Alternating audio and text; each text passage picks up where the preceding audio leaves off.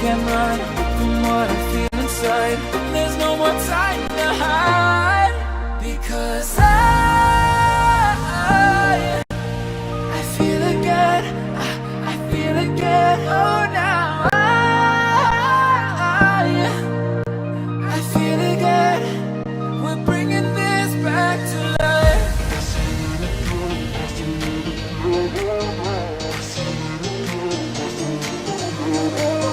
I feel it again, I feel it again, I feel it again. We're bringing this back to life.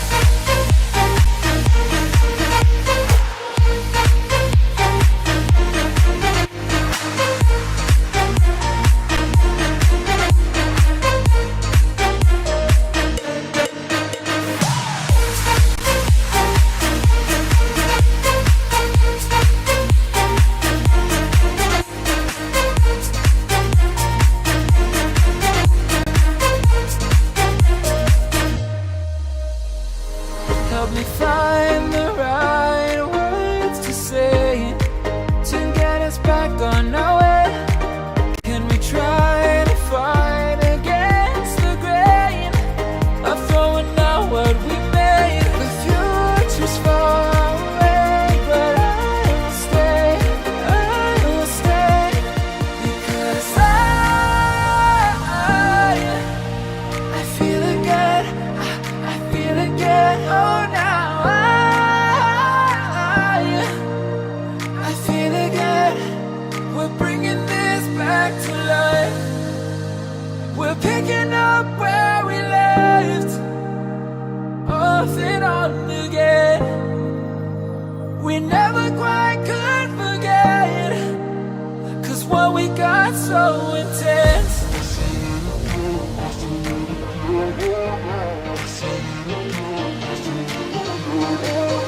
I feel it again, I feel it again, I feel it again. We're bringing this back to life.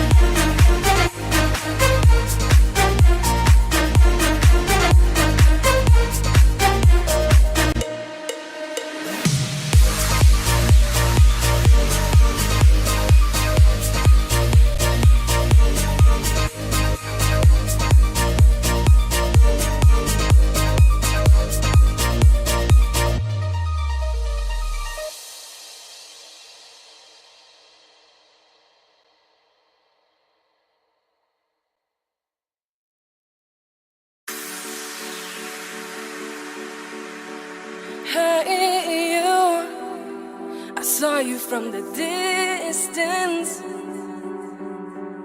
Hey, you, can we talk? Hey, you, I think you're my subsistence. Hey, you, or am I wrong?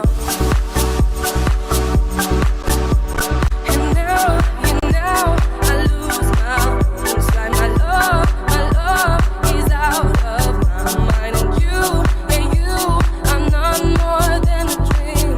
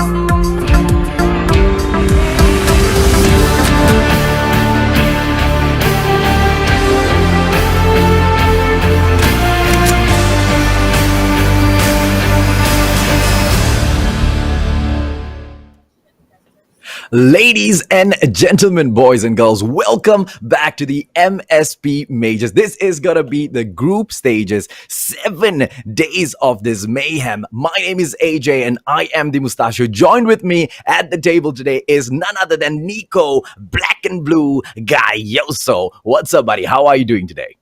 Doing real good, man. We are here now at the first day of the group stages of the MSP major.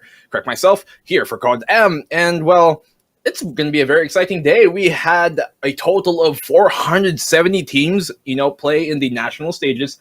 Now, we're in the group stages, so the best of the best are going to be representing their own regions, their own countries here at our day one, rather, for the group stages. So, AJ, absolutely, lots of things to really be let's just jump over, right? Because we know it got drowned down from 470 all the way to just 8 of those groups in there. Let's check out the prize pool and see exactly what they will be fighting for. A total of $5,000 US and 200,000 CPs, Blacken.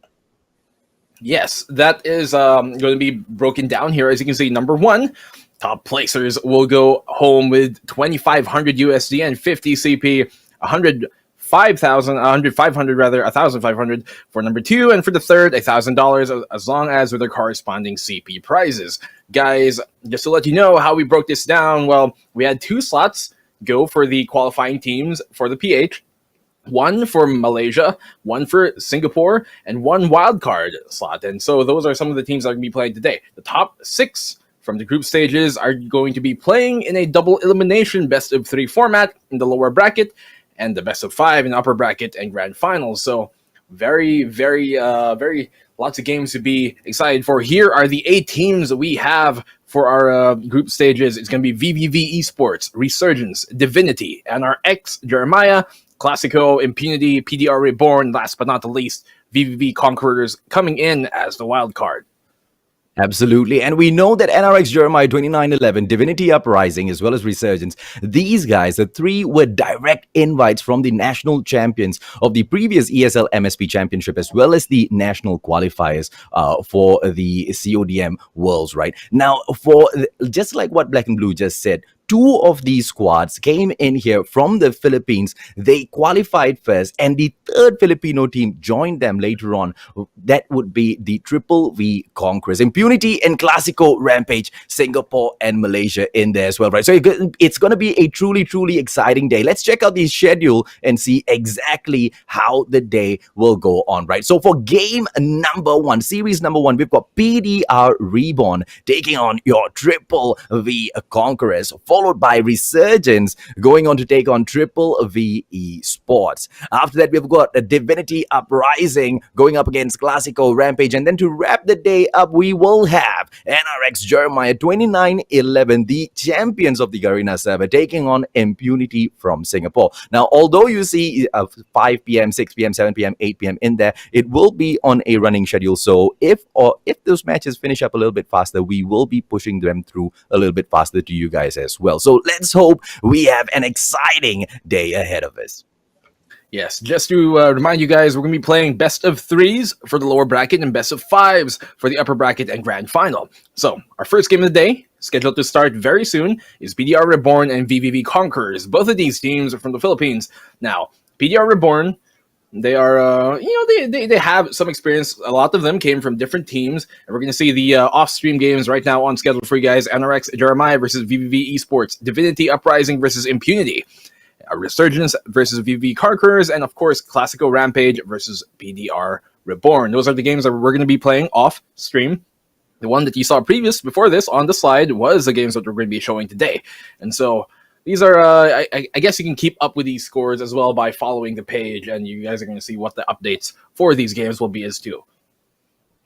Well, exactly like what Black and Blue just said, right? We've got our series that will be broadcasted, and we also will have those that will be played off stream as well. So for any of you who are confused, right, we are going to have 7 days of group stages, and each and every one of these squads will play 2 series. One series will be on stream, which is exactly what you're watching right now, and one will be off stream, all right? So let's just jump over, ladies, German boys and girls, because we need to continue with the day. You guys are excited for the action, right? So let's take a quick look at the map bans. It will be the Triple V. As they go in, they will go ahead and ban off Summit, and Meltdown will be banned by PDR Reborn. So for your first match, Hardpoint will be played at none other than, ladies and gentlemen, boys and girls, yeah, there you go, Crossfire.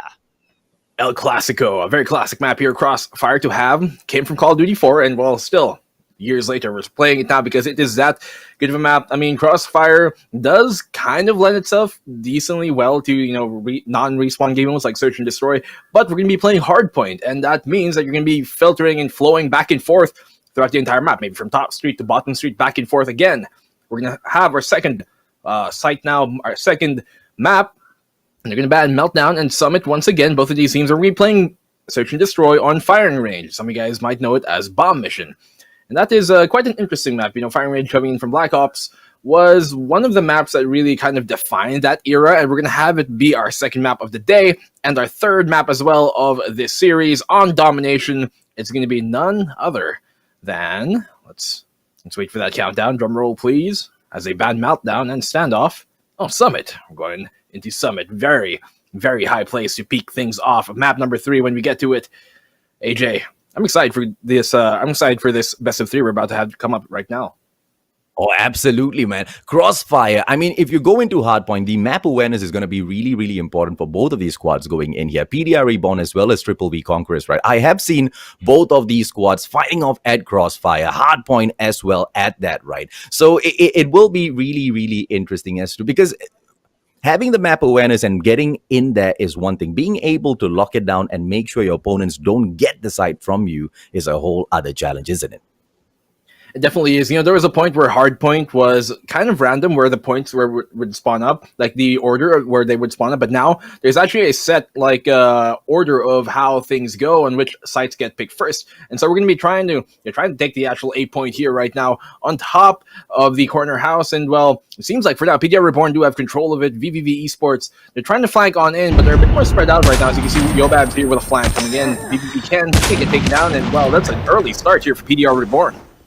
Oh, absolutely. With the 27 points on the screen thus far, PDR Reborn, they look like they want to get almost every single bit that they can from Hardpoint number 1. Triple V Conquerors, they just went in there for that 1 point, didn't they? And they got pushed out almost instantaneously. Yeah, I mean, look at this. An early 45-point lead already for PDR Reborn, and doesn't seem like VVV Conquerors are going to do anything about it. They know that they can just, you know, wait for the hard point to switch back over, and they're trying to control it there from the top of Melons instead. They are towards top street and towards bus, and they're trying to make something happen from it.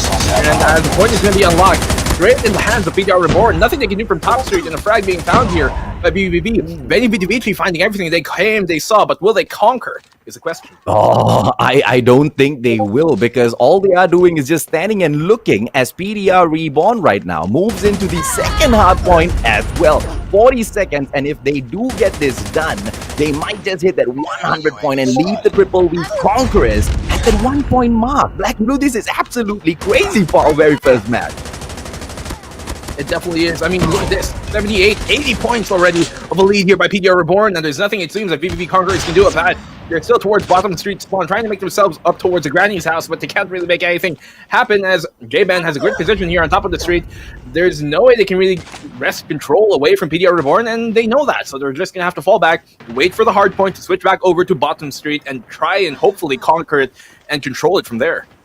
Absolutely unbelievable. Your kickoff match, ladies and gentlemen, boys and girls, and it's absolute annihilation of the Conquerors. Very, very witchy. They did not come here. They did not see anything to conquer, ladies and gentlemen, boys and girls. It is PDR Reborn all the way, and some scraps right now coming back in there by the Conquerors. The question is, can they actually hold PDR Reborn off? Because they haven't been doing a great job at all thus far. More right now going to be hanging around with the chopper. Tamayo, it is some sniper action, but no, they are not going to be able to go in for the push. PDR Reborn, if they want to settle this, it looks like, oh, just as I was about to say, they are not going to go in for the fight. They go in there and they swoop it right back up with. Yeah, I mean, VVV Conquerors, they're clawing back somehow. Tamayo with a great quick skill there to find the frag. But, I mean, it's still quite a tall hill to climb, and of course these guys are very capable of doing it, but against PDR Reborn, you're not going to make it easy. As Yobab finds a frag there on Tamayo, you can see his brain is finally shut down. VVV trying to claw their way back into this. They've kind of halved the point deficit that they need, but, you know, PDR Reborn only needs 43 points exactly to win this map, and so they're well on their way to doing that. So as Hardpoint is going to go over to their control, VVV Conquerors have to try and wrestle and nest it back into their hands once again if they have any chance or any hope of even taking this back. No, getting contested right there towards the very end, but PDR will continue to put on pressure for the Conquerors. 55 points they will pick up, but PDR continuously pushes in. We don't know exactly what happened to the Conquerors because finally they are fighting the match like how they usually do. And the Conquerors are making a great comeback. 67 points, ladies and gentlemen, boys and girls, whilst they still hold on to the corner building. Yeah, I mean, look at this. Not much they can kind of wrestle away from this hardpoint specifically, as VVV Conquerors do finally have some control over it. PDR Reborn trying to make a push, but you see as Yobab goes down there, Kev, well, they're going to have to wait for the hardpoint to switch back on over. And VVV Conquerors, they've somehow, you know, made this comeback almost doable. Only need like 20 points to really to really equalize it all up with PDR Reborn, and PDR Reborn, are they going to let that happen is the question. Right now, VVV Conquerors have the better position to take this hardpoint, and that's exactly what's, you know, netting them these points. And that's exactly what they're looking to do. Just like that, they leave 15 points in between the two squads. Where are the Conquerors finding the strength to make this comeback from 110 to 117, ladies and gentlemen, boys and girls? And the Conquerors are looking to pull away, and just before they get it done, there you go. They will continue that fight, and for the first time in the match, Triple V Conquerors have taken the lead 124 to 117, still contested by PDR Reborn, but they will go in here for the push. It's gonna be Ken with a KRM action, more MJ, KRM as well. They will go in for the push. 10 more seconds in here, and it looks like Triple V will pick up every single bit that is available, but it will not be game over just yet.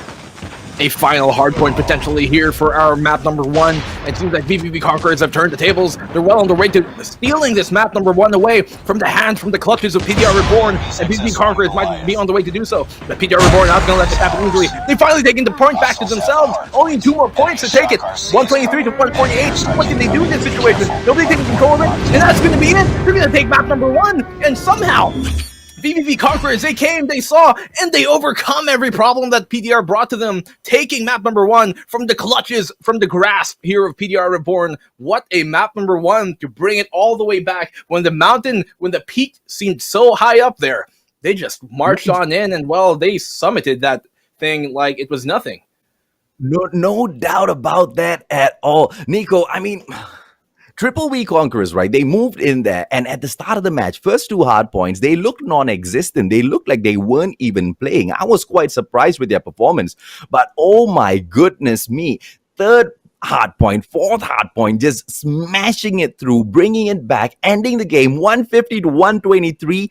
Unbelievable. And what a way to open up our MSP Major group stages day number 1. And it is gonna be the Conquerors perhaps moving on for game number 2 as well. We will find out, because just like what Nico has mentioned to you guys earlier, it is a best out of 3. The next match is gonna be a search and destroy. And this time, ladies and gentlemen, boys and girls, if at all PDR does happen to have the lead, Nico, don't you think they should make the best use of it? They kind of blew that, man.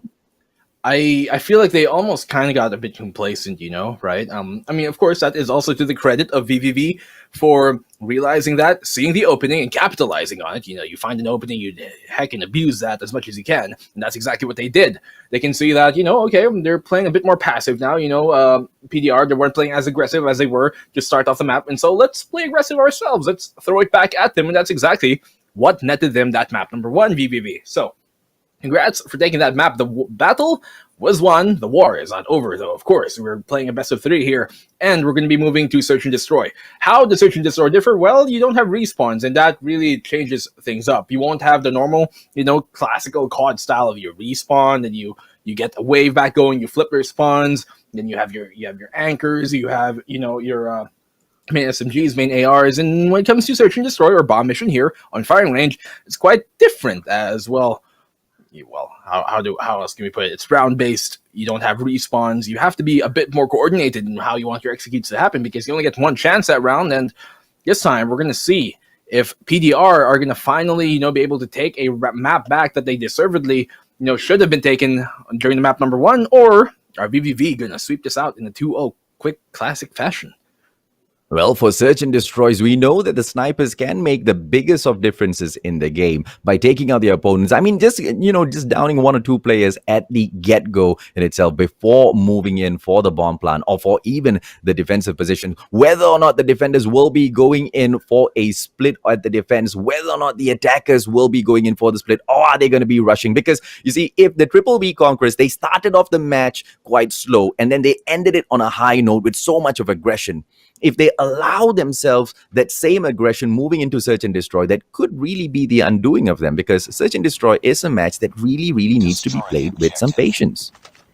Yeah, and surprisingly, you can see there a shotgun being pulled out, but as you said, the sniper rifles are very strong here, because if you find an early pick, then that will mean a lot for your side. You can see MJ here waiting inside the White Bear house. People typically, in the past, would call that place a trailer, and so he's waiting here inside trailer. You can see Tamayo.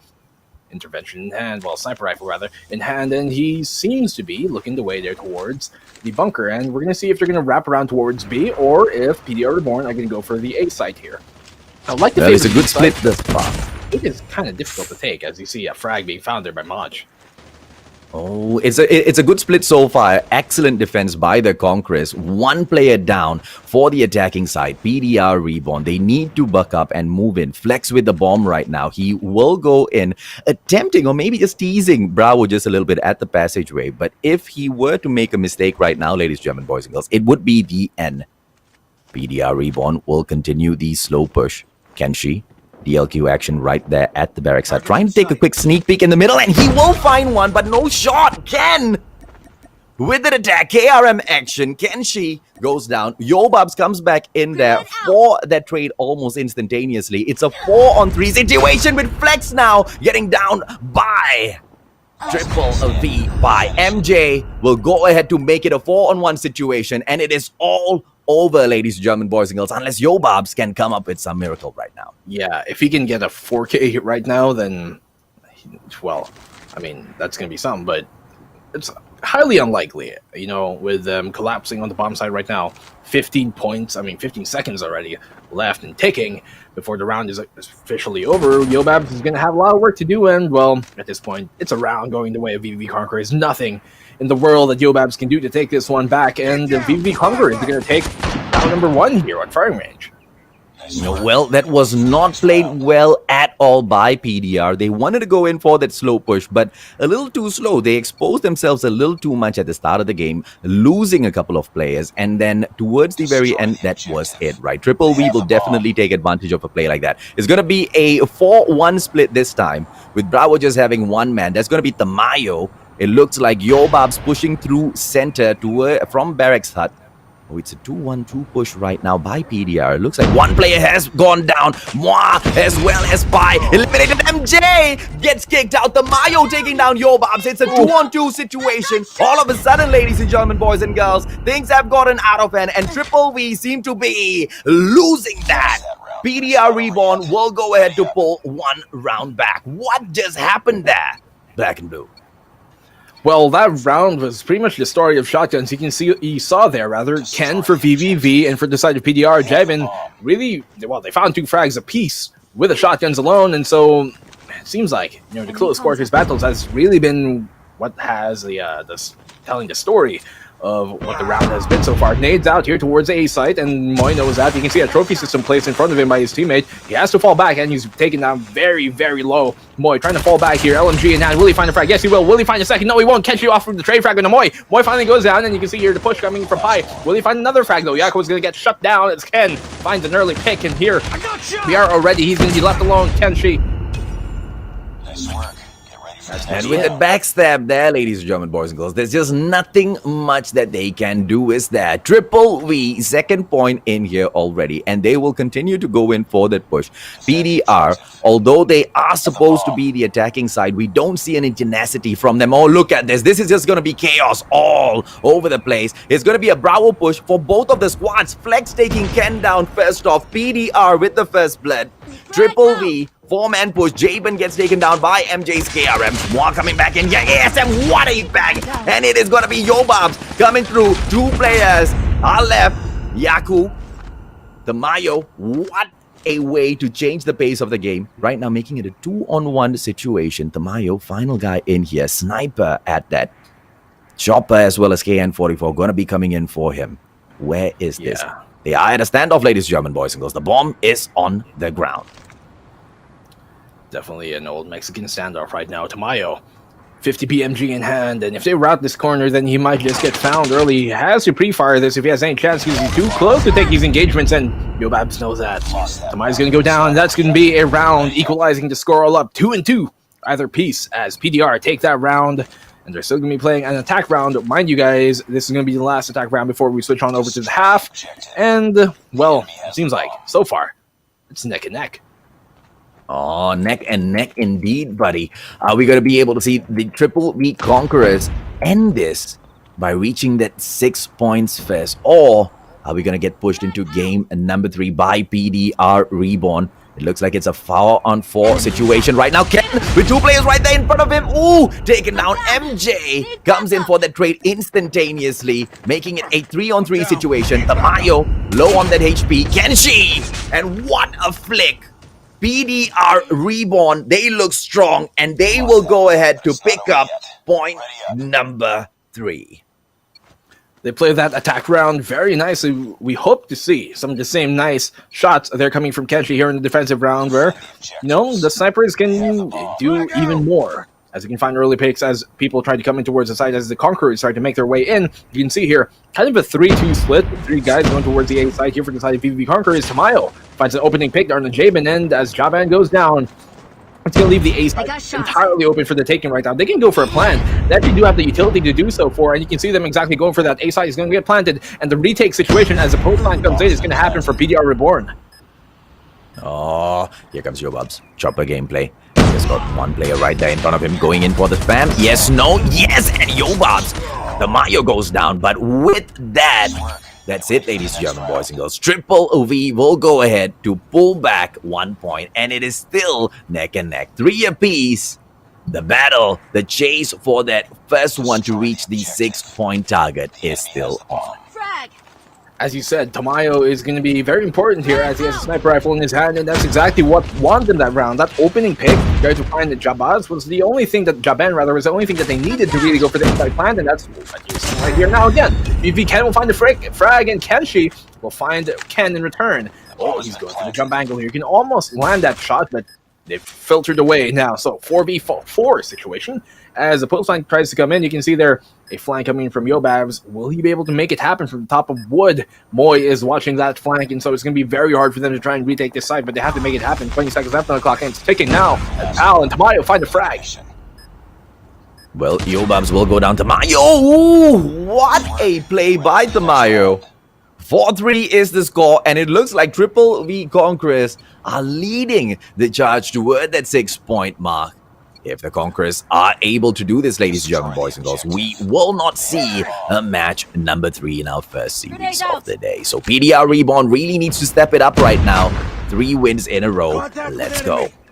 Yeah, Tamayo has been really important here for the side of VVV. Kenshi, will he find a frag? No, Yobabs is going to find an opening pick here from the side of PDR. That's something going their way as they've needed this opening pick because, well, they're down 4-3, down 1-0 in the series already too, and so they need all the points and frags that they can get right now. An opening pick is exactly the way you want to start. You can see here the VVV Conquerors are more catered towards defending the A site instead of B, and surprisingly so. I mean, I'm not opposed against that. They're going to be taking the A site, and it's entirely right for the taking. Nobody even close for PDR Reborn to take that back, and well, they're going to have to go for the retake now in the post-plant situation once again. PDR Reborn, and historically, this entire map, they haven't been quite well. They haven't been good at all when taking the post-plant here, so we're going to see if that's going to change now. Oh, and the push comes in here from PDR, and Flex with a beautiful takedown. He goes in but gets traded immediately. Tamayo with the takedown. Yobab's coming in here and an immediate diffusal. What a push! Bomb defused. And PDR Reborn, ladies and gentlemen, boys and girls, will show you the exact way to take a bomb site back. What a calculated move that was. And just like that, we are 4 apiece. Defend the objective. Something they did differently there was, they pushed as a unit and they used a smoke and utility to initiate their retake. The previous 2 rounds before that, they weren't able to win the post-plant situation, but finally able to win their first defuse, and that is a good round coming in from PDR Esports. You can see here, the PDR Reborn, rather, they are quite close to each other, as VVV Conquerors have taken control here of the trailer. You can see 3 of them already filtering out towards the A site, and nobody even close from PDR Reborn. They're towards Garage, way far enough to even let the plant happen, and that's exactly what's going to happen here. Another post-plant coming in on the A site, and they don't seem to be wanting to even take control of it for post-plant situations. Well, PDR seems to be absolutely amazing when it comes to retrieving the situation, getting back those bomb sites, going in for the defusal, and they will come in for a slow push yet again. And here we go, ladies and gentlemen, boys and girls, but this time, the Mayo, MJ, Ken, as well as Spy, they will make sure no ambush will conquer their plant. It is a 5-4, and the Conquerors still look like the better ones on the map thus far. We are at match point right now, ladies and gentlemen. 5-4. 1 point is all Conquerors need to win this entire series and, send PDR to the lower bracket. And so, we can see now here, they are focused towards B site now. The A site has really been what VVV Conquerors have likened to take, and so we're going to see if they're going to finally put more pressure here towards the B side, more defense. But a great opening pick there by Tamayo as Jaben goes down. VVV Conquerors find their opening pick, and that's exactly what they need to take this series away. Will they be able to capitalize on it? Yes, they will. They're going to be planting in towards the A side. They know it's going to be happening, and PDR Reborn have to go for the retake situation once again. AJ, this might be our final round of our first best-of-3 series. Oh, absolutely, but don't count PDR out just yet. You know how they can make those comebacks, just like Yobabs, who goes in there. Ken goes down, and they make it a 4-on-3 situation. Can they pull it back? They will go ahead to do so. 3-on-3. Yobabs with a headshot on Moa. Yaku with a 2-piece. Ladies and gentlemen, boys and girls, MJ will get defeated as well. PDR Reborn with 13 seconds on the clock. They will pull back yet another round. Triple V Conquerors, every single step of the way, every single move they make, every single turn they make, they cannot seem to shake off PDR Reborn. What a round, man. I mean, one of the very important parts that happened during that round was when Yobabs went all the way to the top of wood to support the player pushing in from the back of the firing range, and that really did a lot because they were able to get the 2v1s and be able to get the trade-offs when they needed to. You can see here, the aggression coming in for PDR Reborn is not necessarily, too feisty right now. They are playing here on top of wood and towards the back street. You can see he's pushed up quite a bit here, Flex, towards the A side, and they're going to try and go for the plant. Will there be able to be plant denial here from the side of VVV Conquerors? No, they won't. And it's going to be VVV now who have to go for the post-plant diffuser situation. Ooh, 2-on-1 situation there. MJ takes Flex down. It's going to be Yobabs coming through. A 4-on-4 situation. Can we see the Conquerors get it done? Kenshi, Tamayo is down now. It looks like it's going to be almost impossible for the Conquerors to come back, but that's exactly what we thought of PDR. A 3-on-2. They turn it around. Ken comes in here. KRM on fire. And there you go, ladies and gentlemen, boys and girls. No matter how many times they catch up, no matter how many times they come back in here, PDR Reborn, what a spectacular gameplay. But the Conquerors will end the game. They will end the series. That's it, Nico. What a play. Yeah, it almost seemed like, it was it for the Conquerors. It almost seemed like the Conquerors gave up that round, and it almost seemed like we were about to go 1-1 in our series for the side of PDR Reborn, but somehow 3v4, the retake works out for VVV Conquerors. Just, exemplary aim, exemplary gameplay, exemplary team play, more importantly, is what won them that round. Of course, there were, some holes that the PDR Reborn guys were able to punish and open up, but in the end, it was VVV Conquerors taking this series 2-0. We're not even going to go to domination anymore. We're just going to, move on to the next series, but what a play so far from one of the VVV teams in our tournament right now. Mind you guys, we have VVV Conquerors and VVV Esports in our tournament, so at least one side of the VVV clan are happy. No, for now, we are sure when we see Triple V Esports go in there, because they will be taking on Resurgence in the following series, ladies, German boys and girls. So that is going to be exciting as well. The two squads from VVV Vici from the Philippines coming in here to show you guys exactly what they have, right? One of the biggest clans, one of the biggest families within the Philippines when it comes to the esports world, right? So, Nico, brother man, tell us, what do we have after this, buddy? Well, we have another best of three, guys. We actually have three more to come up today. Alone, we're going to have Resurgence versus VVV Esports, the other side of the VVV clan, Divinity Vici. And so we're going to get going into that in just a bit, guys. Actually, I think right now we're going to just show you guys what we have to come up, and that is going to be the bans already. As you guys can see here, this is the bans that we were supposed to play. Domination was supposed to be our map number 3, but, well, at this point, well, we know VVV have won 2-0, and that is something that they can be proud of for now, but can't get too complacent with. For the side of PDR, they're not out of the tournament yet. They're going to be sent down to the lower bracket, and they still do have a chance to make it back up into the finals if they can, fight their way out of the lower bracket.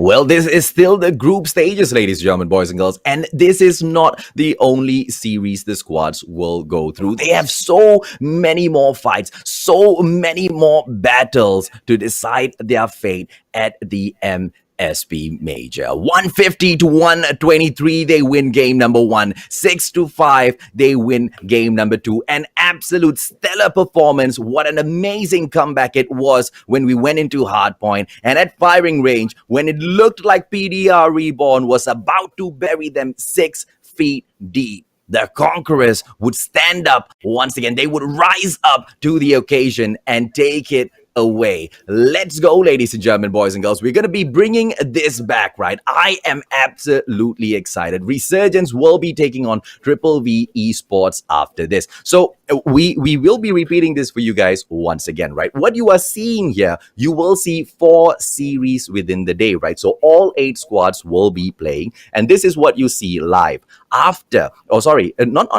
Simultaneously in the background, we have 4 other series running as well. So each and every single one of these squads, they'll be playing 2 series every single day. So hopefully by the end of the day, we can catch you up with all of those scores so you can see exactly how these squads that you are supporting have been doing throughout the day. Of course, it isn't only today, guys. Mind you, we're going to have more group stage games tomorrow right after. So do watch out for that. The 20th and 21st of November, too. We're going to have more games. But now, we're going to see here PDR Reborn versus VVV Conquerors. Oh, they're up already. And we're going to be playing Domination as well. VVV Conquerors already up 2-0 here. Summit is what we're going to be playing on. And I don't expect anything less from what we've seen from VVV Conquerors so far. PDR going in Yobab's ASM-10 action. Ladies and gentlemen, boys and girls, this is going to be who can dominate the other squad. Thus far, Triple V Conquerors. We do apologize, ladies and gentlemen, boys and girls. We have been telling you it's the best out of 3. Looks like all of the squads will be going through all 3 matches of the day. Our most humble apologies, ladies and gentlemen, boys and girls, for that confusion. Triple V Conquerors right now. Bravo and Charlie has been captured, almost losing Charlie, but they will go ahead to clear that off as well. But this time, Alpha is in their eyes. AG coming in here. Alpha Great play there by be AG. captured. Control room, that flank alone netted him the entire Charlie point, and you can see here he's pushing on even more aggression. You're gonna try and control the B site, and they do have proper positioning to do that. So as they have control of the upper control room, you can see VVV. All they've got in their hands right now is the 8 point, and while they still are like neck and neck in points, that's gonna not continue to further on push that way, as PDR Reborn do have 2 points in their hands instead. Well, and it looks like it has been a switch, ladies and gentlemen, boys and girls, because Triple V had Bravo and Charlie earlier, and they lost both those sides, but they did manage to grab Alpha back. And just like that, PDR, which was trying to play catch-up, they are leading the board right now, 33-26, almost losing Bravo. The Mayo coming in here right now. Bravo attack, Triple V with PDR still in there. The Mayo's shots not connecting, and PDR Jabin will get it done. It's so difficult to go in for that rescue, ladies and gentlemen, boys and girls, once you really go in there and lose that hard point. Yes, mind you guys, this is 75 for the half. We have 2 halves here in domination once again, so PDR Reborn almost 25 points away from really taking this first half, but VVV Conquerors have something to say about that. They do take the Bravo point in their hands, and it does seem like PDR Reborn are going to have to try and fight for it back. Moy playing right under the window here. Will he find the frag into control room? Yes, he will, as MJ goes down. He's going to try and make his way now towards the Charlie point. Trophy system down to try and support him. And he actually has good positioning to take the Charlie point all by himself. Nobody even close to deny it from the side of PDR Reborn. Oh, what a play by PDR. They gave Triple V the Conquerors in just about 2 seconds of a total lockdown before swooping in for Alpha and Bravo, both simultaneously at the very same time. And it looks like PDR Reborn will be the first squad to reach that 75 point, ladies and gentlemen, boys and girls, because Triple V, no matter how much they do, no matter how many times they swap these sides around, PDR Reborn always seem to have just one tiny step ahead of them, 69-54. And Charlie going to go down to PDR as well. Are we going to see a full-on lockdown? But they will go ahead to lose Alpha. And that is going to be the story of round number 1. Yeah, it's perfectly fine. Like, I mean, what PDR did was they saw that VVV were trying to back cap the Charlie point, and PDR were like, okay, you guys have the Charlie point. We're going to take A and Bravo simultaneously as soon as you take Charlie point anyway, so we don't mind. That's exactly what won them that round in the end of that, because it was neck and neck up until the last, minute of that round, and so that's exactly why PDR were able to come out with it. Henshi pushing it from control room, able to find the frag, but he's going to get fragged actually in return. Can finds a double kill going his way. No Bravo control yet going for either side. You can see Smokes and Utility down here to try and take control of that, and it does seem like the Bravo point is initially going to go to the hands of the VVV Conquerors.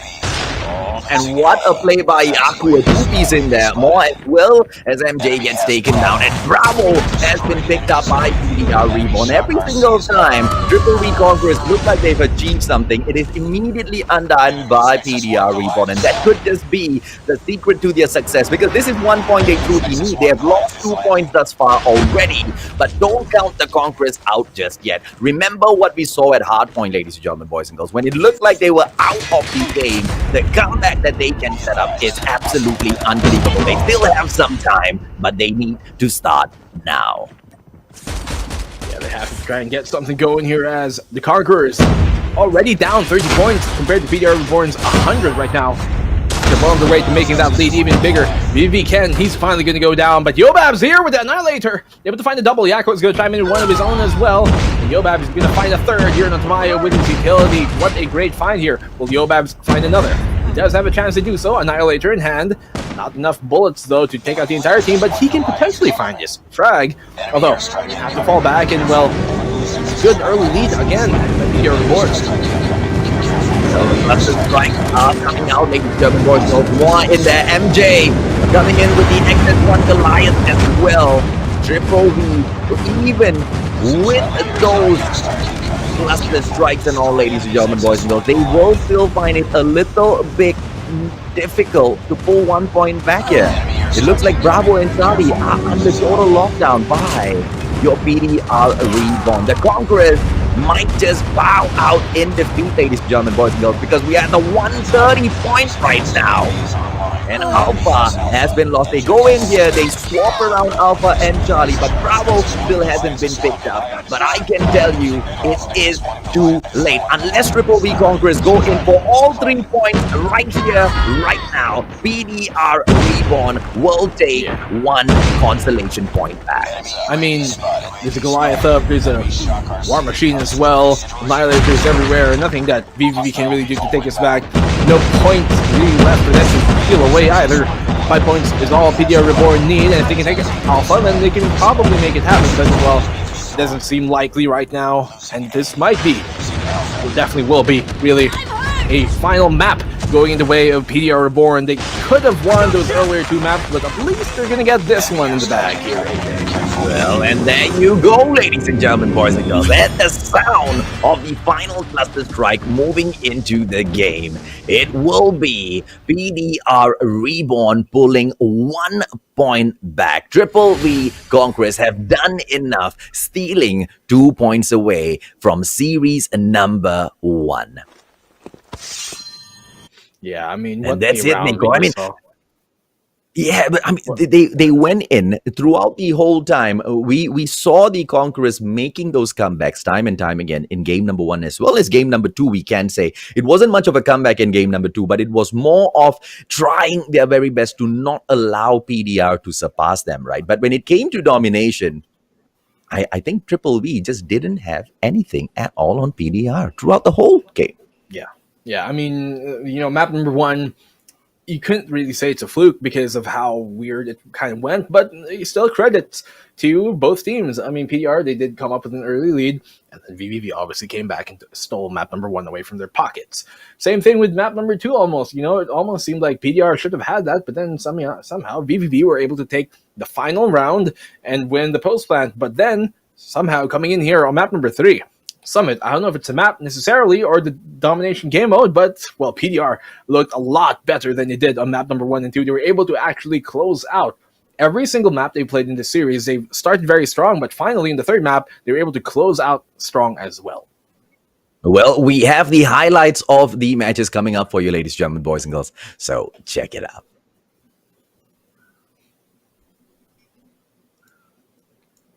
Unless the Mustachio got the cue wrong, ladies and gentlemen, boys and girls, which it's okay. I mean, we will continue. I mean, I'm very sure you love seeing black and blue as well as the Mustachio on your screen, right? So don't worry, right? I mean, thus far throughout the day, the Mustachio came in here thinking it's the best out of 3. I do apologize. It's not the best out of 3.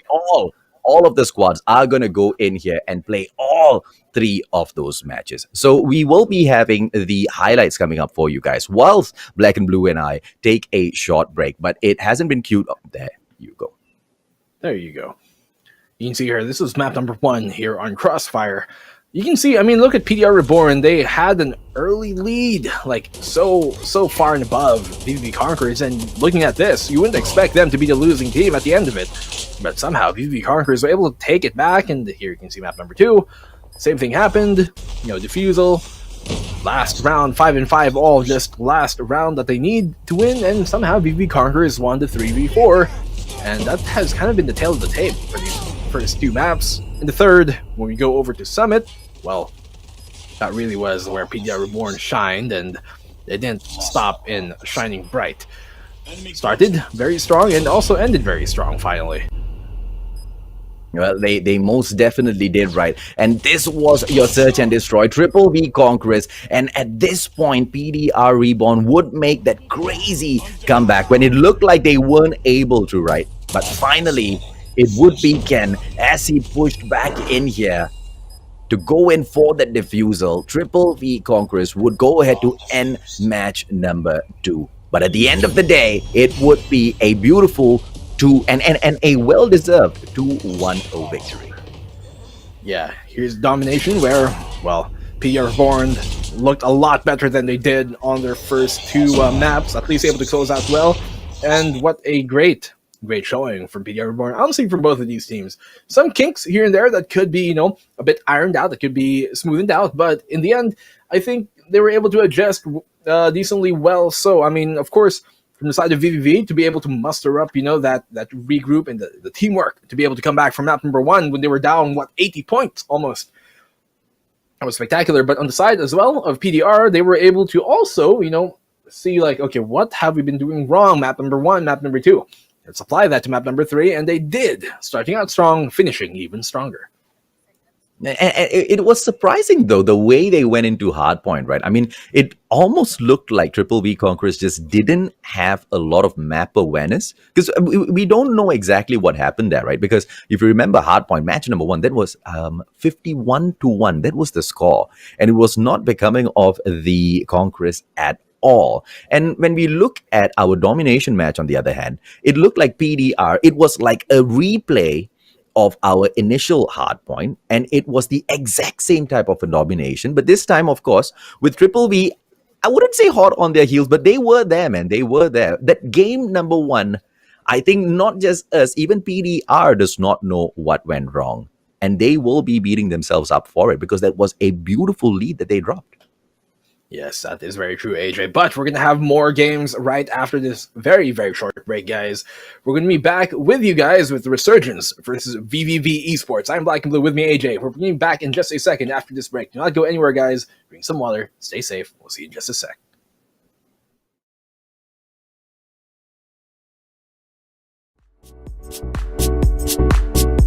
So wait, yeah, wait. Can you even hold me?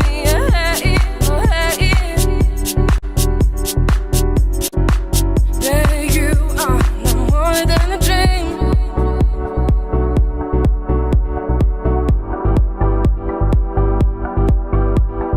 Hey, you want it.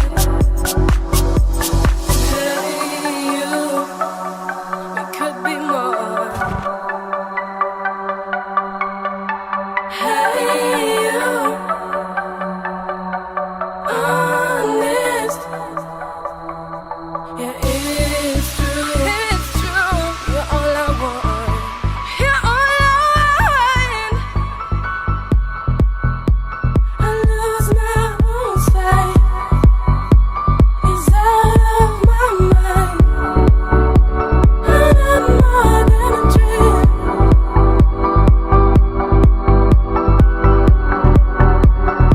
Even hold me. I'm wondering slowly that you are no more than a dream.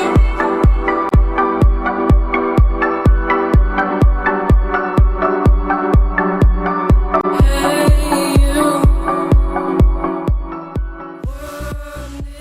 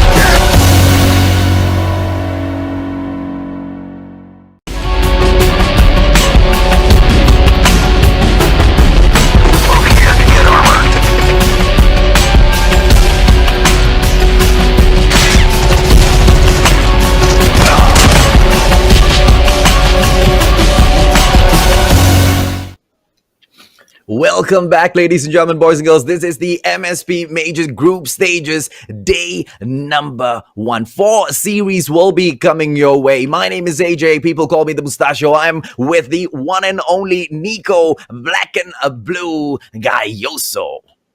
What is up, my man?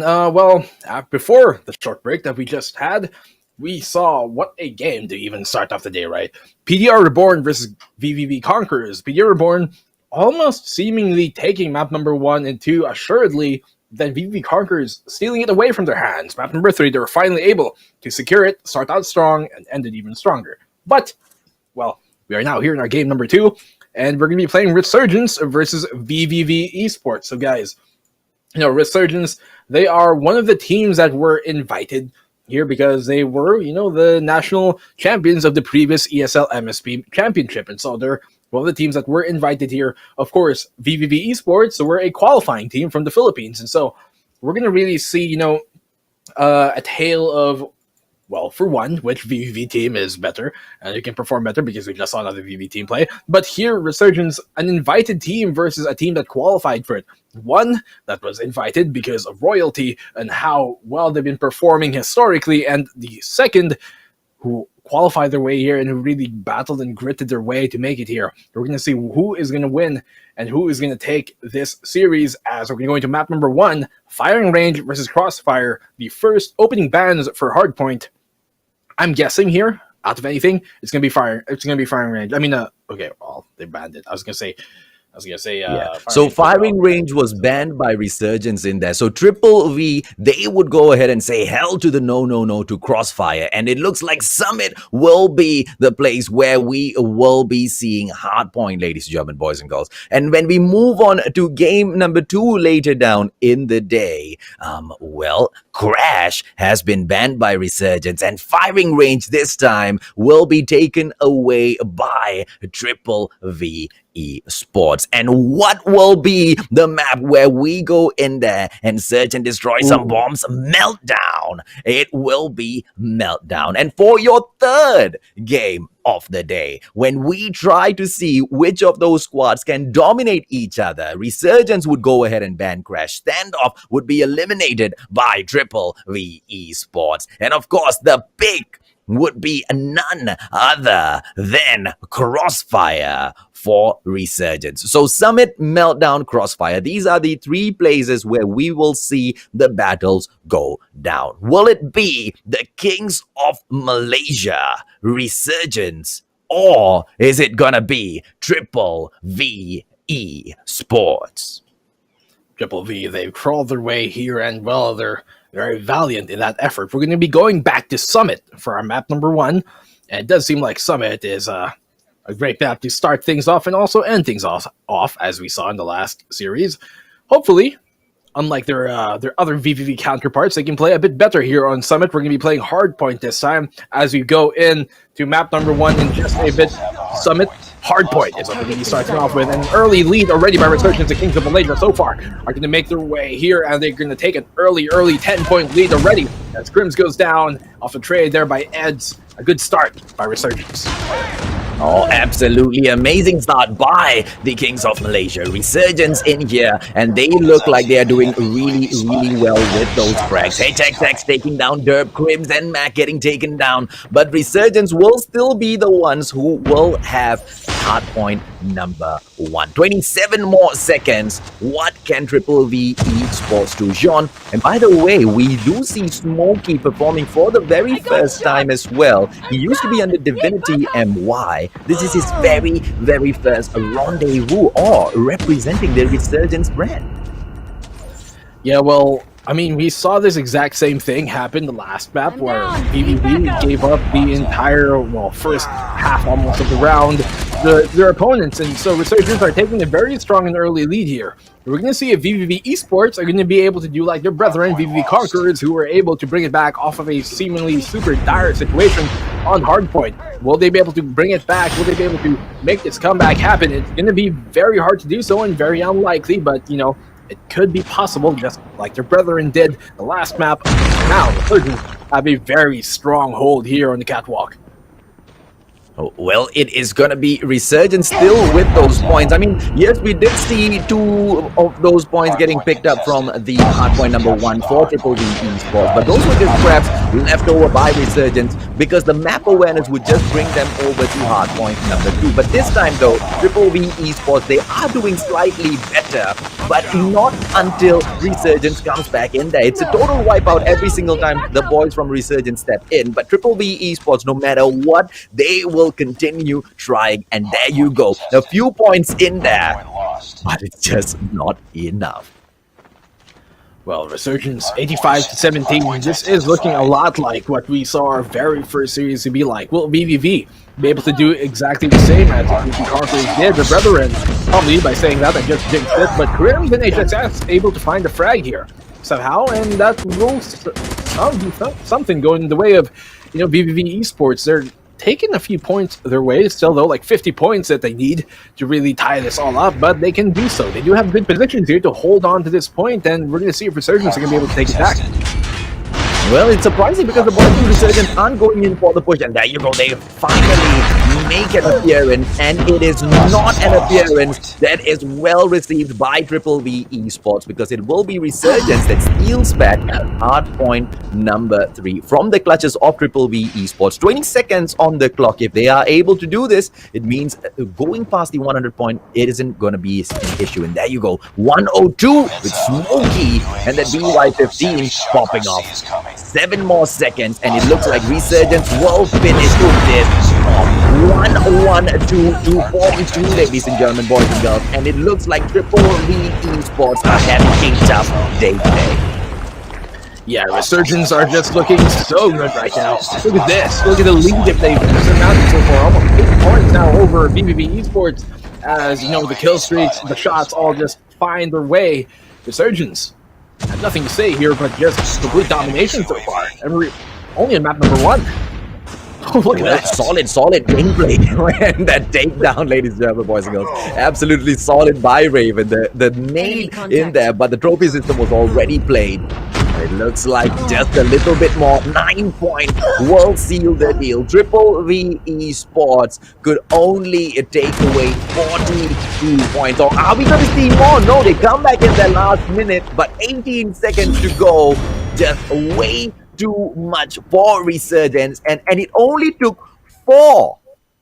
It only just took 4 of those hard points to completely annihilate your Triple V Esports. Now, with the 42 points, it's not going to be enough. They need to kind of buck up if they want to face off a squad like the Resurgence.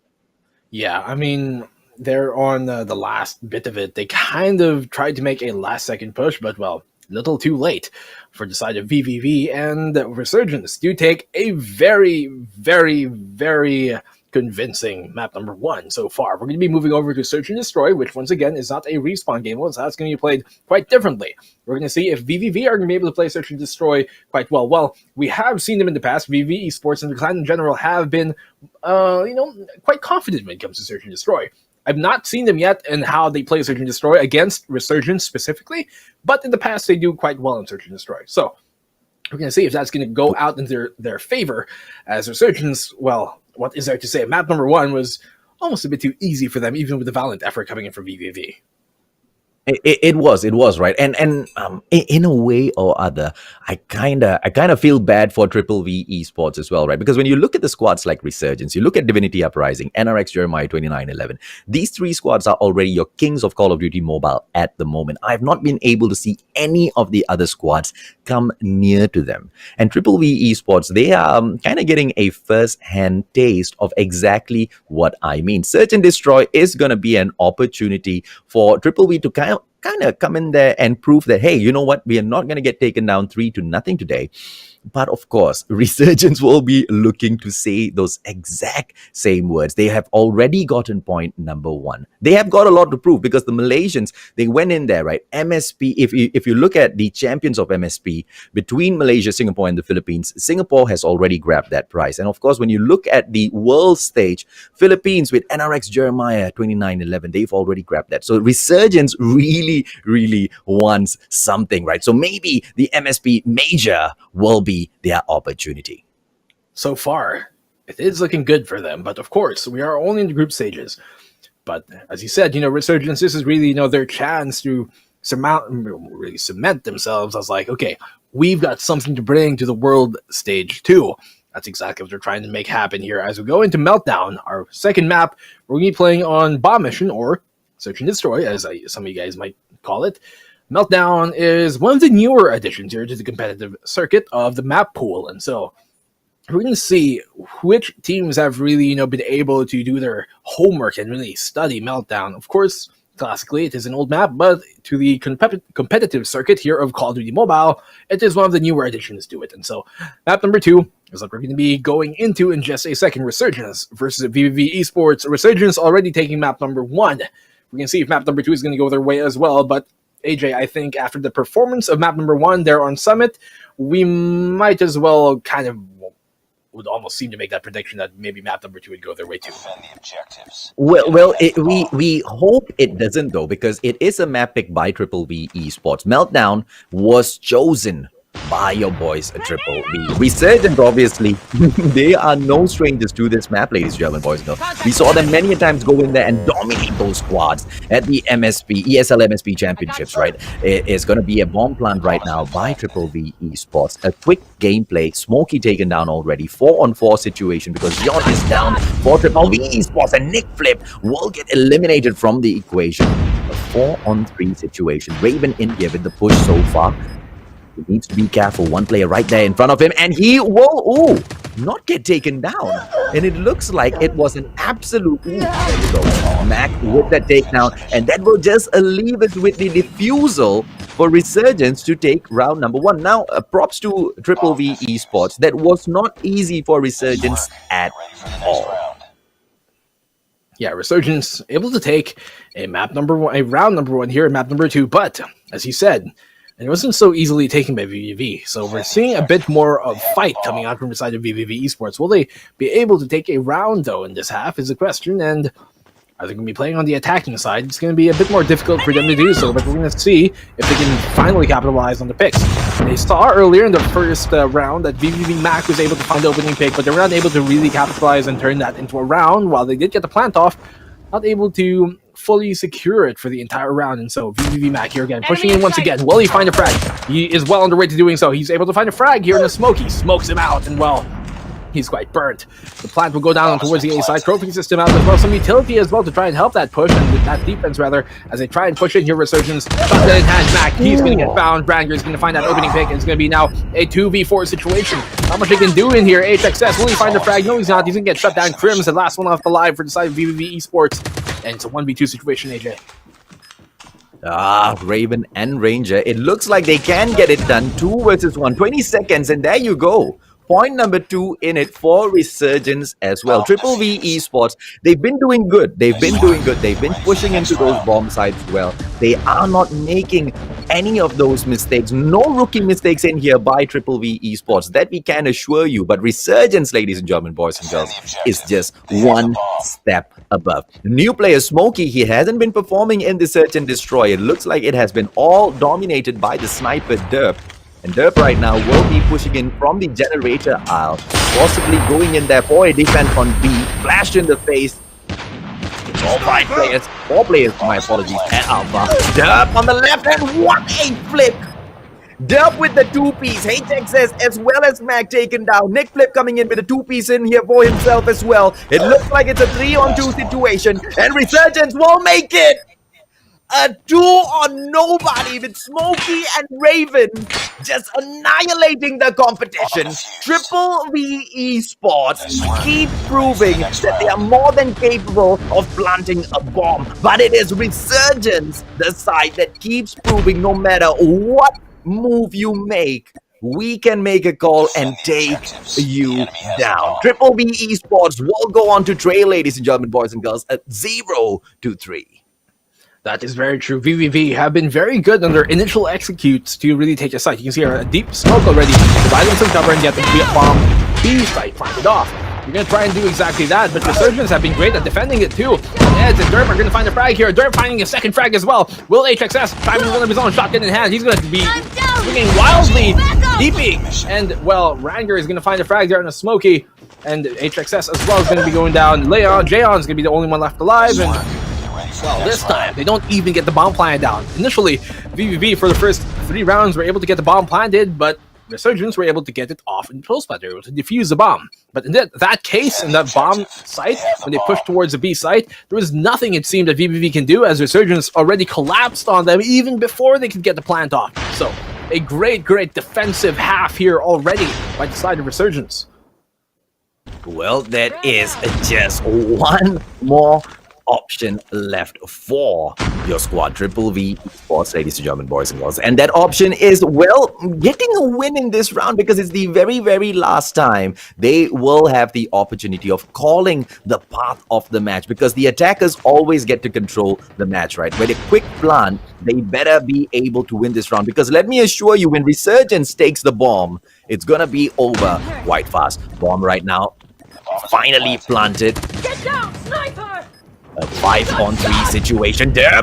Almost eliminated, but Nick Flip will get taken down by Eds. HXS, BY15. Bomb plant being protected. 31 seconds on the clock. 3 players still moving in to take down 4. And it looks like it will not be possible. Oh no! Just when I was thinking Resurgence will not be able to get this, ladies and gentlemen, boys and girls, it's a one-on-one! And Raven Somehow will brings go it back. ahead to get it back. What a Bomb play. defused. I mean, I don't know how he did that Raven when will Resurgence, To the next round. you know, they didn't even have the man advantage coming into that, but somehow the retake happened. Time was ticking. Almost seemed like they were out of time to do it, but in the end, Resurgence able to finally get the defuse off once again. So far, being impeccable in their retakes and their post-plant situations as they try to defend, but now they're going to be in the attacking side. Will their attacking half be as good as their first initial defending half? It's a question. You're ready for the bomb side Enemy in to be planted first and foremost, and Smokey able to find a double kill. What a great opening pick there from Smokey. He finds Mac and HXS. Grims and June will find a frag 2 here for the side of VVV ESPORTS. It's now a 2v2 situation. And when we thought that it was going to be slightly easier for Resurgence, Triple V Esports suddenly pulls one out of the hat. A 2-on-1 situation. Eds will be trying his best to get this done, ladies and gentlemen. Boys and girls, Nick Flip, and what a play! Lost that Triple round, V but it's not over Esports yet. manages Ready to up. pull 1 point back. Finally, a round going in the way of VVV Esports. They seem to be doing better so far, at least already here on round number 1 of the defensive half. Will they be able to take a round number 2? Well, if they want to even stay in this map, they have to, win 4 straight rounds after this one, and so it's going to be quite a lot to really ask from them. But the question is, can they do it? Of course, that is possible, but will it be likely? Crims and HXS are going to both find frags for VVV, and that's the start that they needed if they want to come back into this one. As they try to go here, Resurgence for the A site bomb plant. Try and make something happen, try and clear the site first, and it is right for the taking for them entirely. And so Ranger, I think a bit of an overextension here by Ranger. He couldn't get found, and he's not going to get traded, see? Well, I got they're shot! pushing quite deep, and as Raven finds a frag, VVV Nick Flip is going to get the trade off, and Crims will find Raven in return after that. So it's only going to be Smokey left alive here. They knew they had man advantage, and well, they're going to pound them.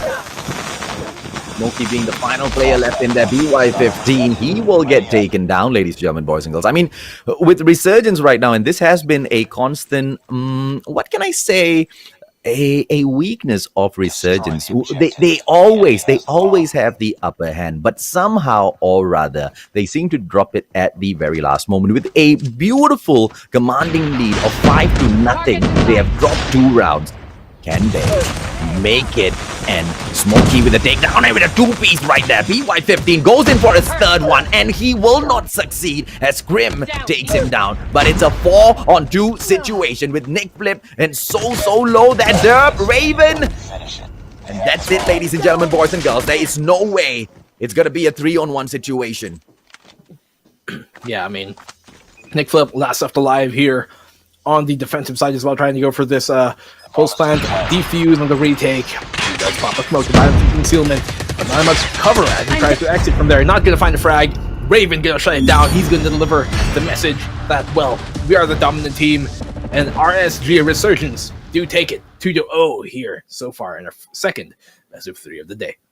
Well, 6-2, I don't know if that does Triple V Esports any sort of justice whatsoever, but well, it's exactly how they played it out. Don't you think so, Black and Blue? I mean, Nico, they were so good. I mean, Resurgence, we're talking about Resurgence here, right? And the problem why we want to speak about them is because I feel like this is the moment where Triple V Esports needs to make their comeback. Domination needs to be, Triple V Esports game, because we can see Resurgence is starting to drop the ball.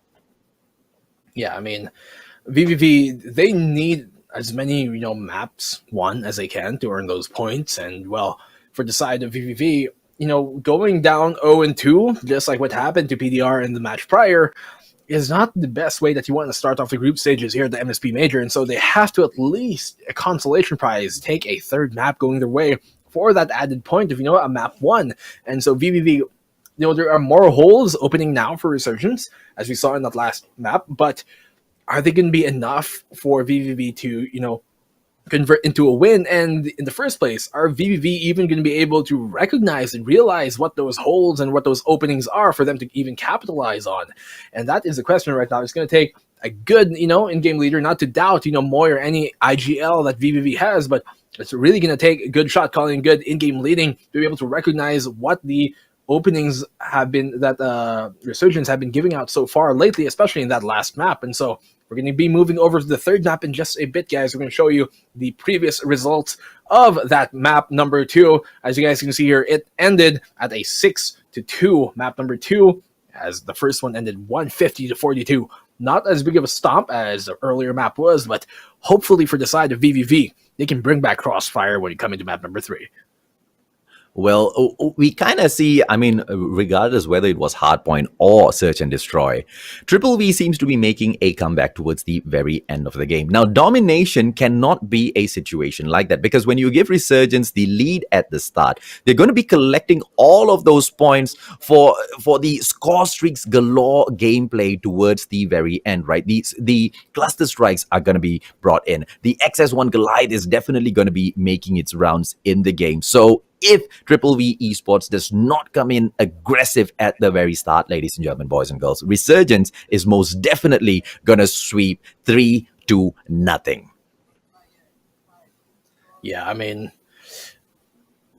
as at least in Hardpoint, when you have a slow start, when you finally take the point yourselves, you can stop the enemy team from taking points. But on Domination, since there's 3 different points, even if you have a late round push where you guys start getting hot and warmed up, the enemy team are still going to be able to bleed out some points, and that's going to be very detrimental to a comeback situation. So Resurgence, an opening start already here, the picks going their way, and they do seem to be well on the way, but what a great wallbang there by HXS. He's going to get found though, and it does seem like Resurgence are going to take the proper point, thus giving them the early lead once again.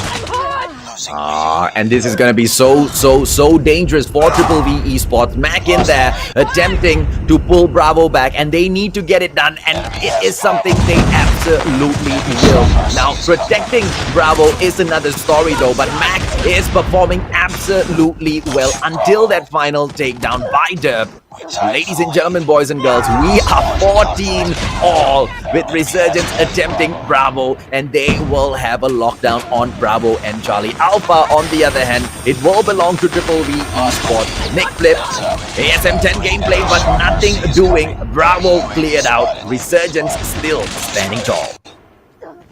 Very true, and well, here, Resurgence, 5 points going their way, and Bravo is also in their hands. What can VVV do? They're here towards the top one, but they don't really have good position to try and make anything happen. They're actually quite split up here, VVV Esports, and so that's not going too well for their, for their effort trying to take a point here as the team split up to really make anything happen. Bravo point firmly in their hands, but finally Krim is able to find something going their way. They look like they might be taking Bravo point, but no! Eds! What a great denial there to take the point. Well, gravity spikes in the ground, and a quick no-scope by Derp, I believe it was, with a 2-piece in there for himself. Mac KRM action, Bravo, and it looks like Triple V Esports will be attempting the full-on lockdown, but Charlie will be protected by Resurgence. Halfway there though, Triple V Esports, will this be the consolation point that they are looking for? Resurgence close to the 75-point mark. Charlie being cleared out a little bit, but Alpha Bravo under lockdown. Ed going crazy with the mythic. But it's going to be HXS right now. A sniper gameplay looking down the middle. Can he make a difference? He is not going to be finding anyone, but he's out wide open though. Moving in slowly towards Bravo.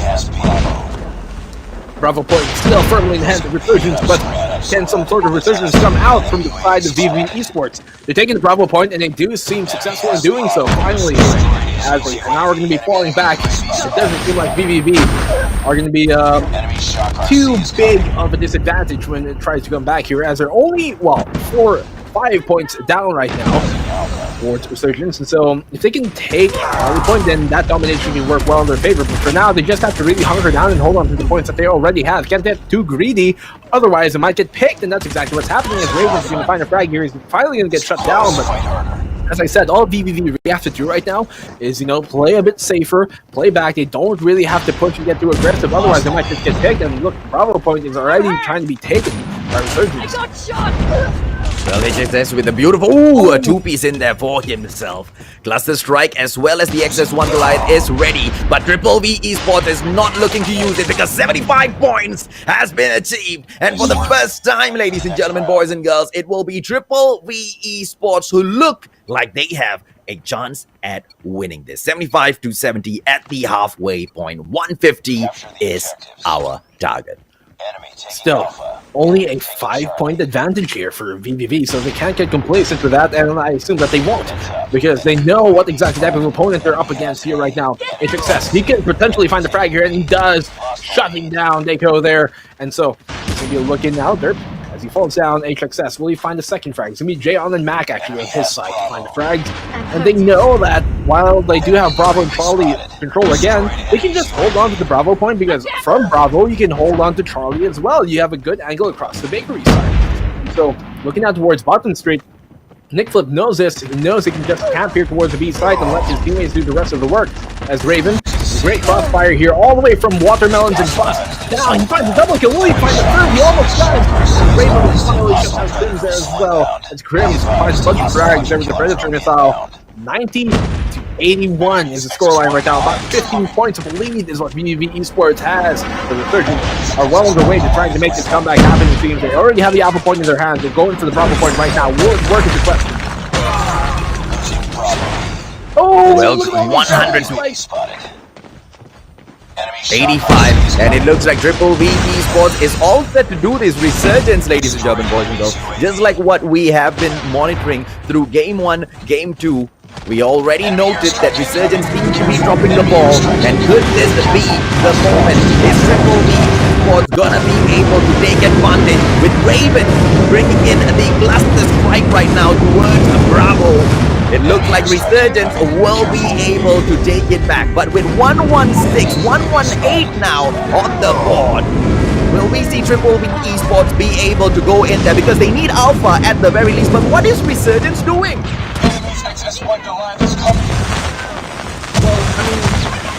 They can't pick this one up now, as they only have, well, 20 points. 30 points is all VVV Esports needs now. 20 left for them to take this map number 3, and Resurgence have finally taken the Bravo site back to them. Will they be able to hold on and hold out enough in time, though, as Mac trying to shut down the Goliath here, dancing around it, but he's going to get found. It seems like with just 20 points remaining, VVV Esports, it's going to be a close one, ladies and gentlemen, as they only have 1 point inside your VVV. Annihilator in the hands of HXS, so he just completely deletes their derp. Mac as well, trying to find a frag, and he does find Eds. And so VVV Esports, only 15 points remaining. Will they be able to take that back to Bravo point? Resurgence not going to let that happen easily, though, but Alpha is entirely ripe for the taking, and it seems like Mac is going to do so. Oh, and Triple V Esports making the best decision possible for themselves. Trophy system in play, and Alpha has been captured as well. Ladies and gentlemen, boys and girls, they need to hold on, because Charlie is being lost if they go ahead to do that, but they still have a chance, though. Resurgence needs to go in for the Alpha push, because 1 minute 56 seconds on the clock. There is no way Resurgence can catch up. 2-1, but Triple V looks like they are gonna put this to an end already. We did see Mac going in there very cheekily, trying to steal away that XS1 Goliath before getting taken down. And just like that, that same cheeky gameplay will be shown throughout the whole of domination by Triple V Esports. What a round! Great what a map. comeback! What a like you said, Nico. What a round, buddy! What the map that we saw entirely there from the side of VVV. You know, initially, once again, a very strong start from the side of Resurgence, but finally, you know, VVV were able to end strong as well, and that's what we needed to see from them those first 2 maps. of this 3-map series. But, in the end, it's going to go down 2-1. 2 going to decide the Resurgence, 1 map going to decide the VVV. And, VVV, I'm sure they're not entirely happy with that, but at least they're able to come home with something, a goodie bag, if anything. No. A bit of a consolation as they move in further into the other matches. Of course, they still do have games to play. Even losing 2-1 does not mean that they're already out of the tournament, of course, guys. This is only the group stages here of the MSP Major. And so, just a good series we've had so far. Both these series that we've had previously were very good. VVV ESPORTS versus Resurgence and the other VVV Conquerors as well versus PDR. And so, with that, we also have other series coming up today. It's not the only 2 series that we had so far. We're going to have 2 more 3-map series coming on after this. That is going to be Divinity Uprising versus KLASIKO Rampage, and I saw somebody asking if their game's done, NRX Jeremiah versus Impunity after that. And so we have more games to come up, guys, so you stick around, of course. But AJ, talking about that previous series, what a adjustment we finally saw from VVV on that 3rd map. It was an adjustment that they needed to make, but at the same time as well, because this was something that we just discussed before that final match, right? We saw that Resurgence was already dropping the ball, and this has been time and time again the problem with Resurgence. They are really, really strong coming in from Malaysia, but every single time it has kind of sort of become their trademark now to do so well, and then towards the very end not kind of shine. And Triple V Esports would, kind of go in there and make the best use of that situation. Getting a win against Resurgence, though, is definitely no consolation prize, because even that 1 point means a lot. They will be going against all of those other squads. Like we said, 2 series for each and every one of those squads. That means if you're a fan of Resurgence, your team is going to be playing 2 series. You're going to see one live. You're not going to see another series that is played of the streamer, right? So it's very demanding. Triple V Esports, good on them for taking away 1 point from the Kings of Malaysia, but it's just not good enough. For the other squads that are watching this, though, they might want to pick up a note or 2 from that game. Now, let's take a quick look at the highlights of the game, ladies and gentlemen, boys and girls. Resurgence against Triple V Esports, and exactly how Triple V Esports kind of stole 1 point back, and how Resurgence went in there strong with the first games. Yeah, look here, Resurgence starting off map number 1 very strong, ended even stronger. The Malaysian squad, the Kings of Malaysia, coming up with this one. And for both of the VVV teams reigning in from the Philippines, they've only taken 1 map so far on these series that we've seen on stream, and so they're going to have to work extra hard on their maps that they're going to play off stream later today as well. And so, I mean, for the side of VVV, they really have to make the best out of the other games that they still have to play, as so far PDR and Resurgence have done well enough to really cement themselves, at least so far, on day number 1. And as we see here on Search and Destroy, as we moved into map number 2, a good showing by Resurgence, of course. VVV tried to make something happen, but it's really where map number 3 here on Crossfire on Domination is really where they had some life that brought back into them here for the side of VVV. They were able to make the comeback happen at the end of the first half, and at the second half they just took it away and ran away with it. And that's exactly what we were hoping to see from VVV earlier on, but in the end, Resurgence do take the series 2-1.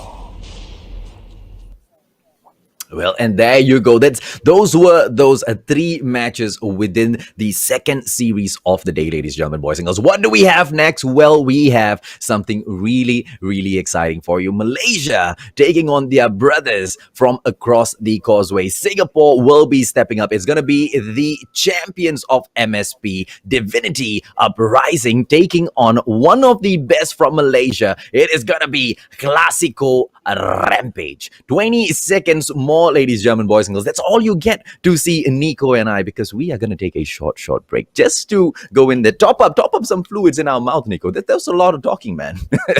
Yeah, lots of chit and chattering. But guys, we're going to be back after this short break with, once again, KLASIKO Rampage versus Divinity Uprising. We'll see you guys in just a second.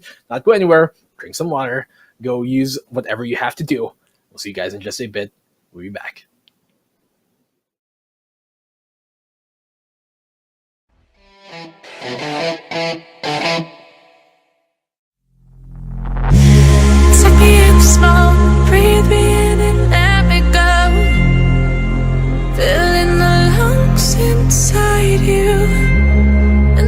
organize, make my way into your mind, just to know what you knew. Restless every time we start locking eyes. Lost control. Oh, it's paradise with honesty, but I'm in the dead of the night.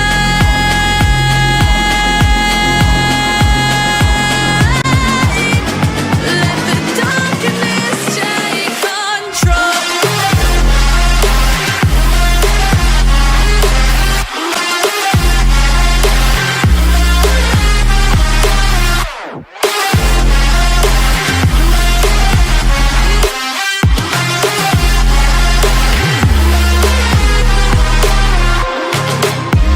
Let the darkness take control. Darkness take control. May the darkness take control.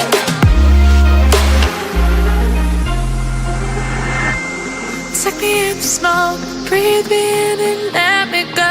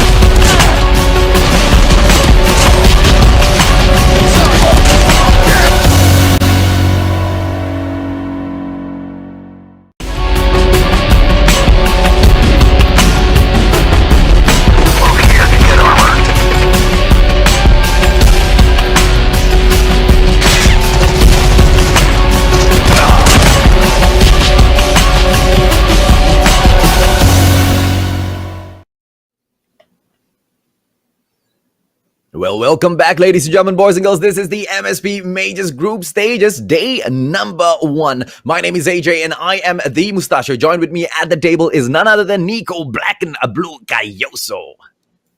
Yes, guys, we are back in just in the nick of time here for our third series of the day. We're going to be having Divinity Uprising versus KLASIKO Rampage, as AJ put it a while ago. And, well, AJ, tell us a bit more once again, about these two teams that we're going to be playing today. One from Malaysia, one from Singapore. Well, I feel bad for KLASIKO Rampage, but I wish them all the best, right? Because they are my countrymen. I want Malaysia to win. But let me tell you this, right? Divinity Uprising is not going to be easy to beat at all. These boys are not the best in Singapore. Not just Singapore. They are the best. And they have a title to prove it. The best in Malaysia, Singapore, and the Philippines. Yes, granted, NRX JEREMIAH 29-11, they did beat them and to move on to the World Championships. But officially, they are the champions of MSP. So KLASIKO Rampage, I don't know. I don't know if their best is going to be good enough today. You could almost say that this is kind of like, home turf for the side of Divinity Uprising. And so as we come into it, the third series of the day from the MSP Major Group Stages, Divinity Uprising do have, some sort of momentum.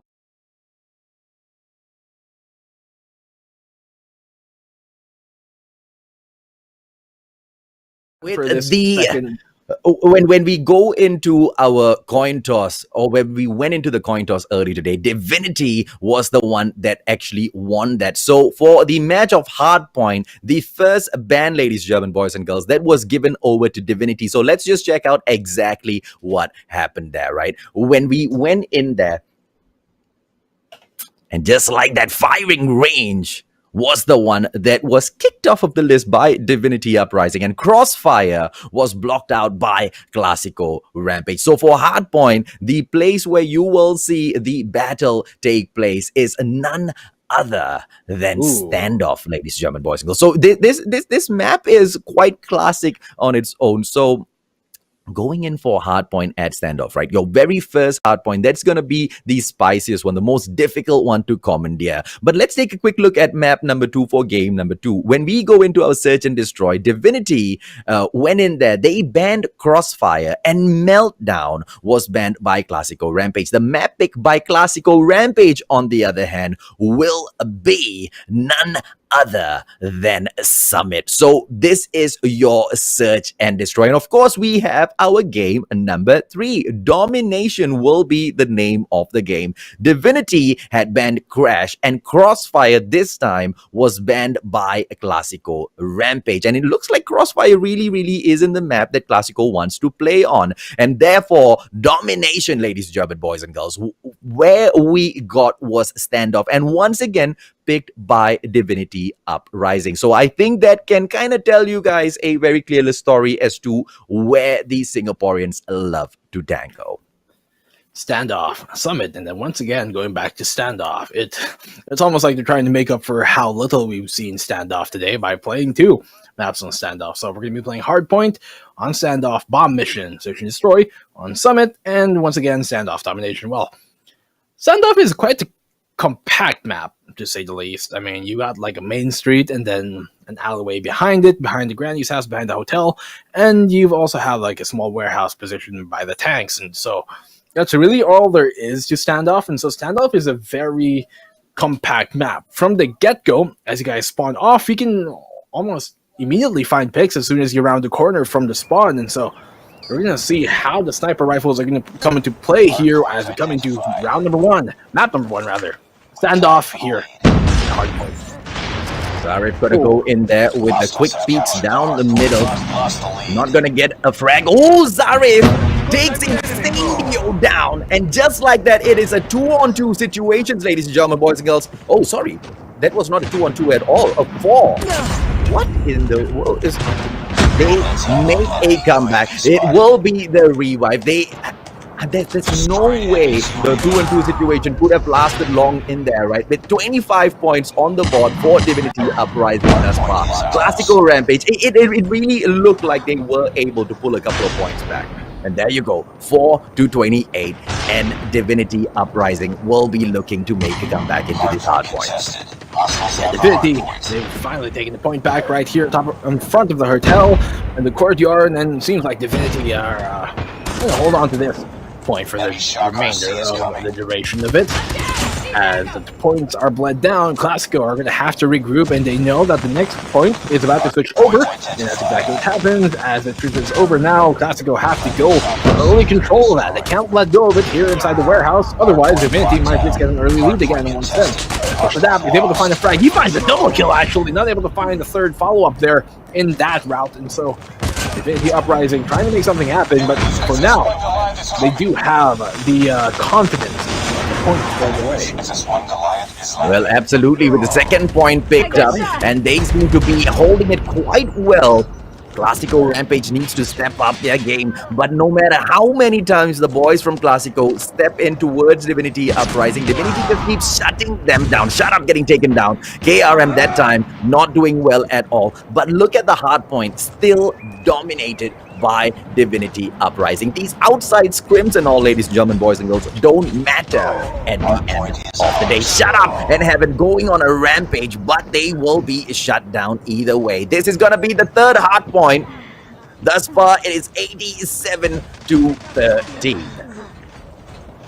I mean, they're only, what, 60 points away from the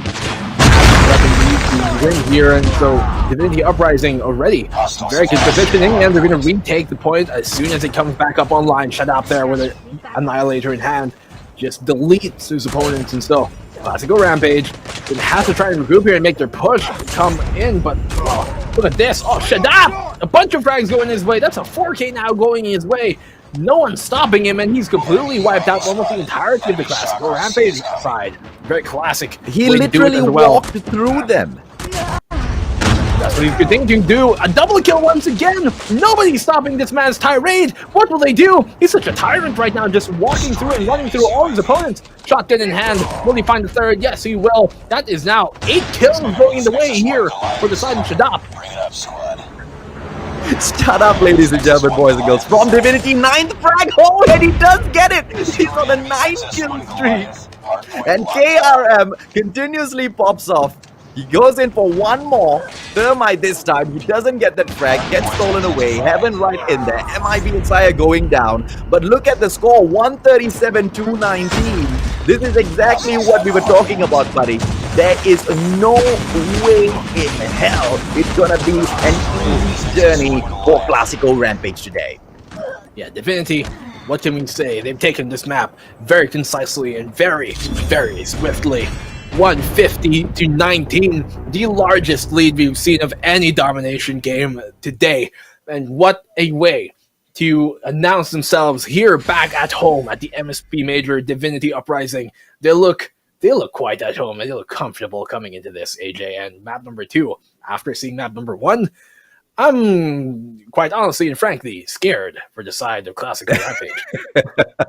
There you go, right? The Divinity Uprising, like I said, not just the best in Singapore, but the best in Singapore, Malaysia, as well as the Philippines. This is that one squad that can stand toe-to-toe with Resurgence, as well as NRX Jeremiah 2911, right? These 3 kings, they sit atop of MSP. Now, they were invited for a reason. They didn't even need to compete. Now, that doesn't mean they are unbeatable, though. In all of the games, I guess it is some sort of a disadvantage because they are the kings, because there's so much of footage out there of them winning those tournaments, right? So all of these other squads, they should be able to go in there and read the gameplay. But the question is, are they going to be coming back in here, and are they going to be readable at the end of the day? Yeah, that's the thing, you know, they are the kings of it, and so that means there's lots more information out there that these teams really should be doing homework with. Of course, you know, when you come to it, when it comes to game day, the matches do matter, but the real war starts before you even get inside the game. Your research, your homework, and your analytics is really a large part of the game that some teams might underutilize, and when you're going up against Goliaths like NRX, and in this case, in the match that we just saw there, Divinity Uprising, of course, Resurgence as well in the previous round, the information game and the analytics, the homework is almost half of the battle, and that is what, you know, the side here for Classical Rampage really have to reference and go back to if they want to be able to beat a team such as Divinity.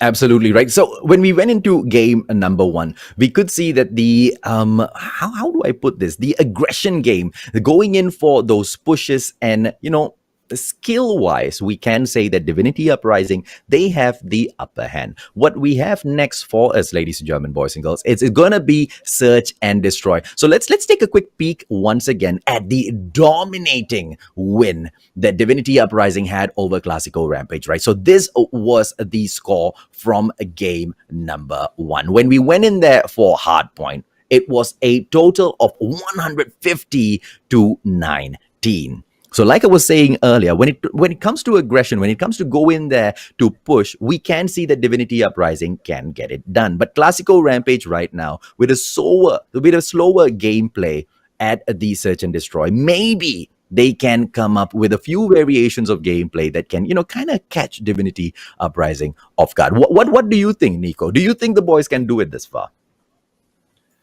Well, I mean, you can't count any single team right now here in the MSP Major out, because we've seen what that can do. You know, you might just count the team out and then they come back and win it all.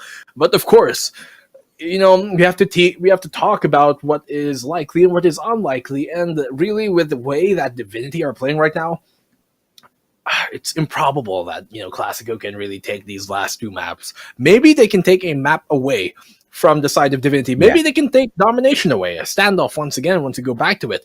But Summit, it's I would like to wager and like to bet on, if I was a betting man, that Divinity probably do have a good chance of taking map number 2 as well.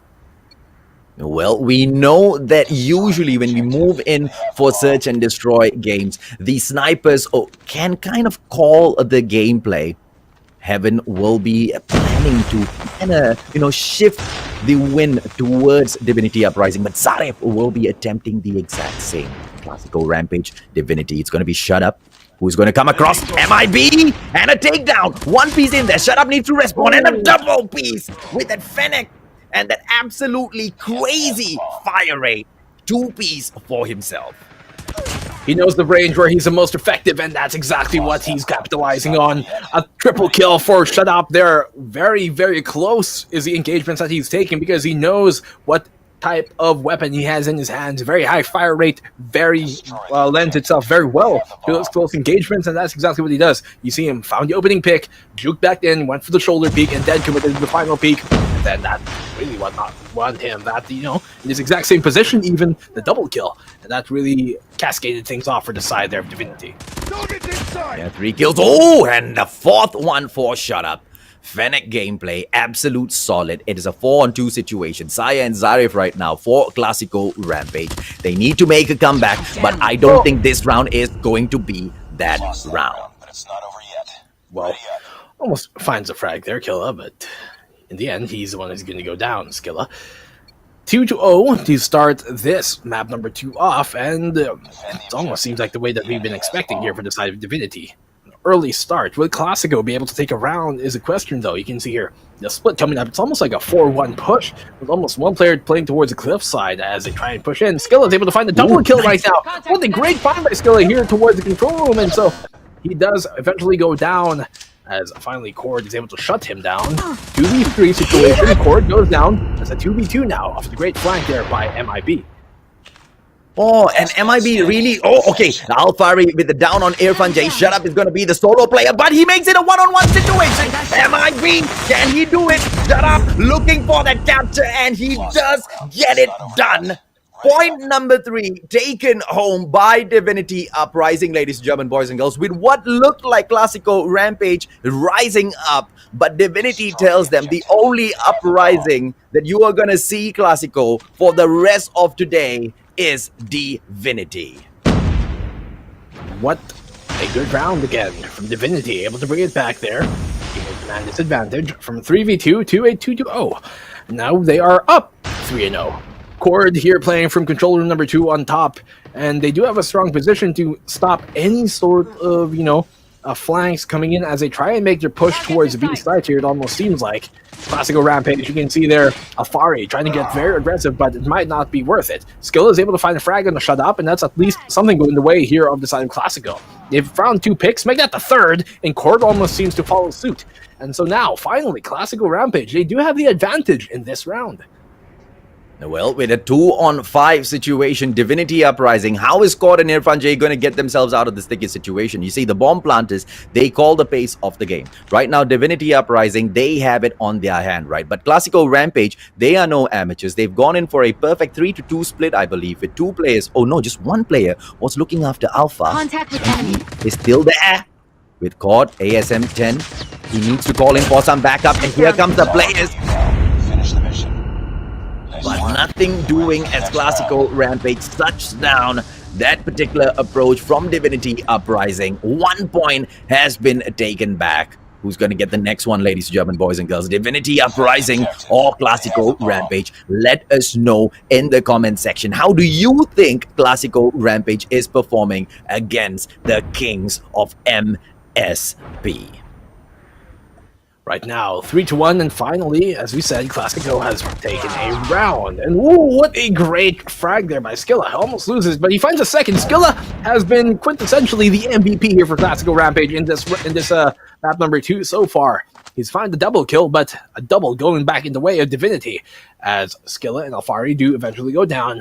Divinity have brought it down to a 2v3. They need to find one more pick, though, here, and Cord almost does exactly that. MIB, taken down to very low, but he's not going to be able to really finish him off here, Cord. So, Cord, you're on the attacking side. They know that they have to make the push. They know that it's going to be them who has to be proactive instead of reactive. And so You can see your Cord on top, Heaven, trying to find the angle. If he can find a pick here, then that just might do it. But so far, they're going to be playing a bit more passively. Know that they don't necessarily want to go for the plant directly, as somebody could be waiting for the side of KLASIKO, but little do they know, they're getting flanked from behind. I think they can finally hear them now. In Heaven, you can see him switching weapons. Cord is able to find the frag here near Andy. Will he find the follow-up is the question here. Heaven, he does have a good angle to do so. He's able to find a frag. He knows where the second one is, and Zarif goes down. What a great comeback there by Divinity Esports. They were down, Uprising. Uprising, they were down in that situation. 2v3, knew that they had to be patient. Otherwise, they might just get shot in the back. And, well, it was them who were able to find the flanks and bring it to a 4-1. There is a reason why they are called the Kings of MSP. There is a reason why KLASIKO Rampage already knew that this was not going to be an easy matchup. Heaven almost taken down. Cord in the same situation, but Saya will get eliminated. Zarif right now going down as well. A 5-on-3 situation. Shut Up going in for the chase KRM action, and he gets the kill. One more for him perhaps, and Shut Up with a 2-piece. And Irfan J will close round number 6 off. It's a 5-1 situation, and Divinity Uprising just one step away from making this 2-0. Defend the objective. Shut Up, just shutting them down, not letting them get any sort of foothold as they try to claw their way back here in the 1-5 is the scoreline, and Divinity Uprising already well on their way to taking this map number 2, but Shut Up's gonna have to fall back. He knows he can't take that engagement at such a range. You can see here the flank coming in from Heaven and Co, and they're trying to make their way very, very deep, actually already right behind KLASIKO Rampage here. Will they be able to find the frag? They do have a good position to do so, sorry, as they choked up. And well, Skya able to find an opening pick here on Cord. Irfan J. Good takedown. MIB goes down, but it's a 3-on-3 situation right now. Divinity Uprising looking for the match win. KLASIKO Rampage looking to make a comeback. Irfan J. And a beautiful takedown. And he gets headshotted on the way down by DVT's Irfan J. Zarif right now. A 3-on-1 situation. Ladies and gentlemen, boys and girls, it is Divinity Uprising with the victory, and there is no way at all KLASIKO Rampage could have made a comeback in there. I mean, Divinity, what can we say? They pretty much did what we expected them to do. They came, they saw, they conquered. They're the real VVVs of this right now, and they have brought the largest lead of every single map so far. They've had the largest lead of any single hardpoint game we've seen today. They've had the largest lead of any search and destroy game we've had today. Will they repeat and do the same exact on domination? It looks like it's going to be, almost assuredly so, but we can't count, once again, the losing team out. Nico, you don't count them out. I'll count them out. I think KLASIKO. Look, we need to be honest, right? KLASIKO Rampage, they had an opportunity. They came in here to prove themselves, and Divinity Uprising gave them that opportunity. Hardpoint, they got blasted away 150-19, and search and destroy. There's no conviction. There's no promise coming in from KLASIKO's side that they are gonna be able to do anything against the Singaporeans. Nothing.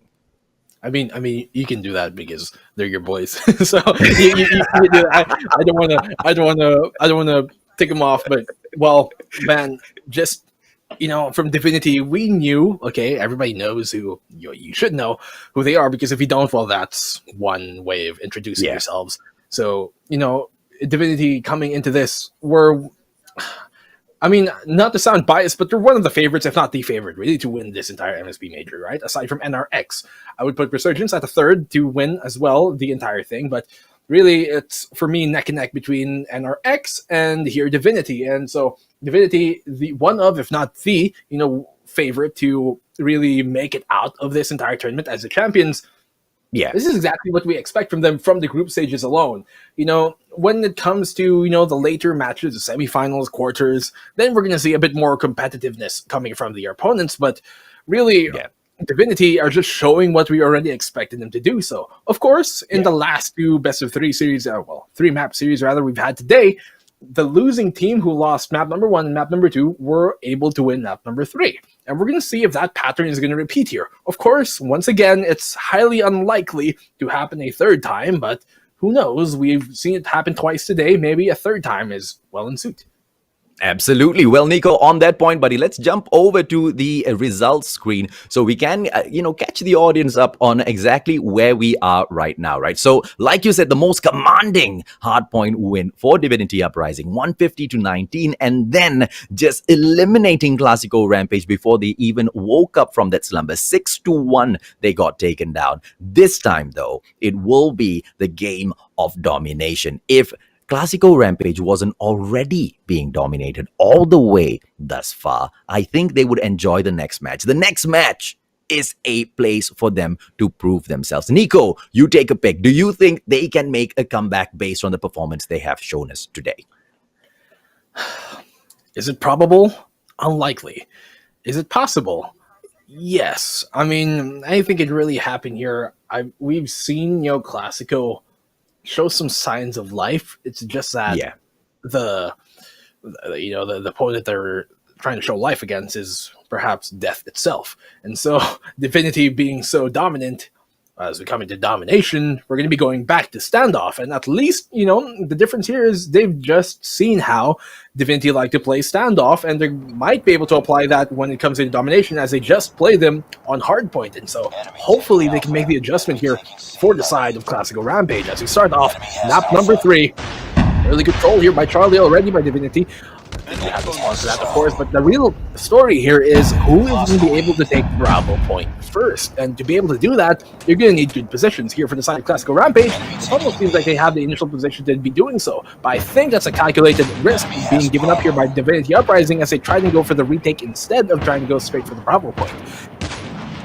Well, it looks like, the way Divinity has always played these domination matches, they will try to squeeze in as many kills as possible. Look at Pod going in there with his chopper gameplay, right? And it's very clear from the get-go, ladies and gentlemen, boys and girls, Divinity Uprising, they're not rushing in for those points at all. They're telling KLASIKO, if you want the points, go right ahead. We just want to kill you. And just when KLASIKO was about to take it back, they deny them so savagely. Yeah, the thing is, when you go straight for the Bravo point, it is very risky as one nade, a bunch of utility dropping down, and it can just wipe your entire team. And so Divinity knew that, okay, you guys can take the early Bravo point, but then we're going to know where you're going to filter out, and we're going to be able to find the frags. That's exactly what they do, and they do retake the Bravo control away from the side of KLASIKO Rampage, as KLASIKO are going to be giving it up. And so now, they do have 2 points in their hands. Divinity Uprising, all they have to really do right now is sit on tight and really cut off any flanks that KLASIKO might use against them. And you can see that they are rather in well of a way to doing exactly that, as Alpha Point is going to go their way, Divinity Uprising Charlie is going to go toward the other side of KLASIKO, and they're just really trading out sight right now. And Zarif, what a double kill by Zarif! He can make a montage of his own, and so they're going to try and make something happen back here at Zarif. Will they find more picks? Is the question. That was the best sniper takedown I have ever seen. Zarif came flying out of that window and with a shot with a 2-piece, and then he gets his third one as well. But then, of course, finally just put away, right? But what a play by Zarif from KLASIKO Rampage thus far, ladies and gentlemen, boys and girls. It looks like KLASIKO will be attempting to catch up with Divinity Uprising with Bravo and Charlie under lockdown thus far. MIB as well as Zarif, they are going to be holding Bravo as long as possible. They can't let go of Charlie as well, and they will be forcing Divinity Uprising back only at Alpha. Heaven's going to go in for the flank though. Denied by Saya. Well, as that denial comes in, you can see the Bravo point still firmly in the hands of KLASIKO Rampage. You do have a deployable shield there. You buy them some cover, but Divinity Uprising, will they be able to make this work out in their way? They are up, yes, like 6 points, but that's going to be bled out very shortly soon if they can't get this Bravo point going their way, or any point for that matter. So, Saya knows that he's on top of the statue here. Will he get the frag is the question. Yes, he does. As Shadap and Heaven do find frags of their own. Bravo point finally going back to the hands of Divinity Uprising, and we pretty much have a tight scoreline here on the hands of KLASIKO Rampage to try and bring it back, as they only have 1 point in their way. Well, with Alpha and Bravo under the capture of Divinity Uprising thus far, pulling away from KLASIKO Rampage is not going to be that difficult. KLASIKO coming in there for Bravo, but Heaven is in. Yeah, they will continue to go on a rampage, Divinity. But the 75-point mark will call the game to a pause. 67 points. KLASIKO Rampage is not too far away at all. But the question is, can they take the lead and can they keep it? Nico, it doesn't look good for the boys, but they are close. They are very close to doing this, AJ. And well, look at this. Only a 7-point lead is really what's held by Divinity Uprising. They're going to take the alpha point. I assume they're going to give up Bravo early once again and just go for the retake as they did in the previous round, but no team so far has been going for the Bravo point. It seems like they want to find the picks first, find the frags going their way, and then go for the Bravo control. That has not been nested by anyone so far, but you can see here the early flank coming in, and it's going to shut up and find the frag. It's going to be MIB with a triple kill there with that Annihilator. He has not gone down yet, and Shadap is finally going to find a frag with that flank. He's going for the Charlie point, and then trying to drop down here on top of Bravo. So Divinity Uprising, even those frags, they cannot really capitalize on it. It's going to be Costco with the flank to take the alpha point instead. Well, and it's a good capture right now. Alpha Charlie under lockdown by KLASIKO Rampage. Bravo cannot be captured just yet because Divinity Uprising is going crazy with the cluster strike. But Heaven right now in there. Bravo, full on lockdown by your Malaysian. KLASIKO Rampage has been achieved finally. Ladies and gentlemen, boys and girls, how long can they hold on to it? Singapore, they are trying to hold on. Divinity Uprising tries to make a comeback, but it looks like the cluster strike from Sina will eliminate Shadap from the equation just for the time being. KLASIKO Rampage 99 points, and they will be the first ones to reach that 100-point mark. Divinity Uprising 84 points, and Alpha is back in their hands. Look at this here. 109 to 85, and it seems like KLASIKO Rampage have finally got something going directly. This is what I was talking about here, AJ. They've already played just previously in map number 1, a map against Divinity here on Standoff, and so they kind of can get the reads going their way, and that's exactly what's finally happening here for KLASIKO Rampage. They've finally taken some sort of lead, and they look much better than they did on those first 2 maps. It seems like they finally found the Achilles heel of Divinity Uprising. KLASIKO Rampage are fully able to capitalize on that. 2 points going their way, and it seems like they are only 20 away, really 25 away from really taking this map number 3. And that might just be very likely. Incendio does have Goliath in his hands though, but really at this point it's going to be kind of a moot point. But Divinity Uprising by Divinity, and oh no, they denied that. Bravo!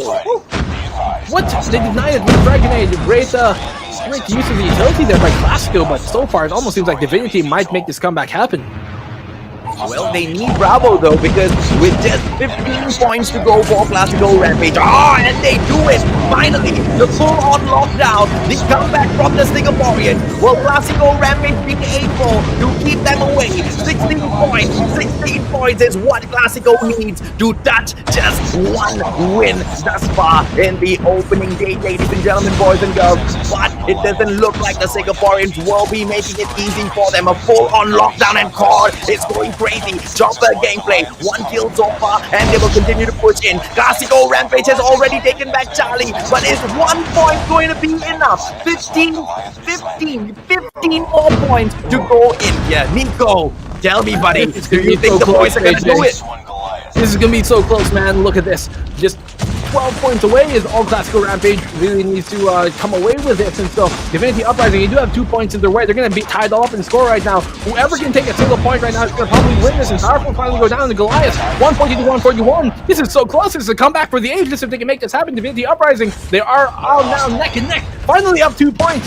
Will they be able to take a point back? So KLASIKO Rampage has to take a single point here for them to be able to win this. Divinity Uprising, 3 points is all they need. It's going to be very close. They're taking the Bravo point. Will they be able to No, Divinity Uprising, they're going to take this. They're going to take map number 3. A comeback from the ages. The Kings have sat back down on their throne, and the crown has been taken once again. What a map number 3. What a comeback from the Singaporeans. Divinity Uprising. What a game we just saw. I really was thinking, right, KLASIKO Rampage, they have risen up to the occasion, but props to KLASIKO because they did so much better in comparison with game number 1 and 2, right? But towards the very end, Divinity Uprising shows us exactly why so many multiplayer squads are afraid of them. They literally are afraid of coming across the boys from DVT. What an amazing comeback we just saw. I think, you know, when it came to like what was it, 130 and 90 or something like that. I think most of us already thought that, okay, finally, KLASIKO was able to take a round going their way. You know, they're able to take a map here for KLASIKO Rampage, but somehow Divinity Uprising, they literally get all 3 points captured. They get the domination going their way, Goliath, score streaks, all going their way, and they somehow win it with just, 2-3 points over the opposing team. Divinity able to win 3 points over KLASIKO. That is not what we were expecting to see once it came into it. It almost seemed like it was signed in the books that, you know, the series was going to go 2-1, 2 for the side of Divinity, 1 for KLASIKO, but in the end, 3-0 sweep off of such an amazing one for the ages here at the MSP Major, a comeback coming in from Divinity. It's not like they needed, you know, all the points that they can get, but of course, still Divinity. What a great comeback from them. I just don't know what else to say and what else to keep reiterating as we come into our highlights, guys. Well, excellent. Exactly right. A stellar gameplay from both squads in there. Thank you, Divinity, as well as KLASIKO. I dare say that was the best series thus far, the most exciting one. Yeah. And here are your highlights, ladies and gentlemen, boys and girls. KLASIKO Rampage, as they went in, it was hard point, right? But Divinity Uprising, this was the game which was just so unbelievable, reaching that 100-point mark. And they would go all the way to 137 to 17. Yeah, I mean, this one was, quite frankly, you know, just a huge stomp. Map number 1, map number 2 as well. They're only able to take a single round their KLASIKO Rampage, but when we go into our third map, which we're going to see in just a bit, guys, that is really where such amazing things we just saw. As here, Divinity Uprising, they took this one 6-1, and so it was quite frankly a stomp, you know? Here, though, on domination is where things came off. First off, with Zarif finding that's going on all the highlight reels for sure. But I mean, Divinity Uprising just almost letting it slip away, but in the end, really the clutch factor that came into play.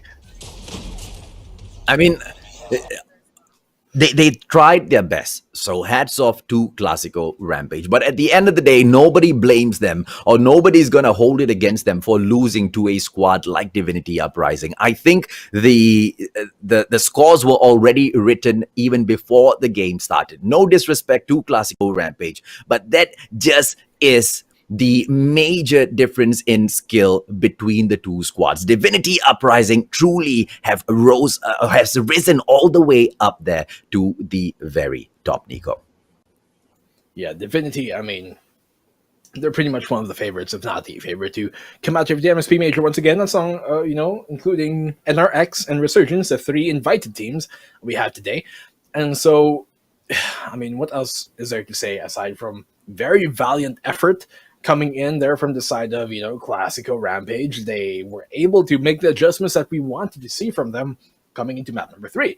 As I said, they were able to play standoff against Divinity just a map prior, and so they knew how Divinity was able to play, and to their credit, they were able to adjust to that, and they were able to almost take a map. I mean, really, without a domination, without that, you know, miracle happening for the side of Divinity that they brought onto themselves, that would have been a map to KLASIKO Rampage. And you know, it almost seemed like it was written in the books, as you said, but really, when it comes out of it, Divinity are the better team, and we saw exactly how and why they are. They're just such a dire situation, but make the most out of it.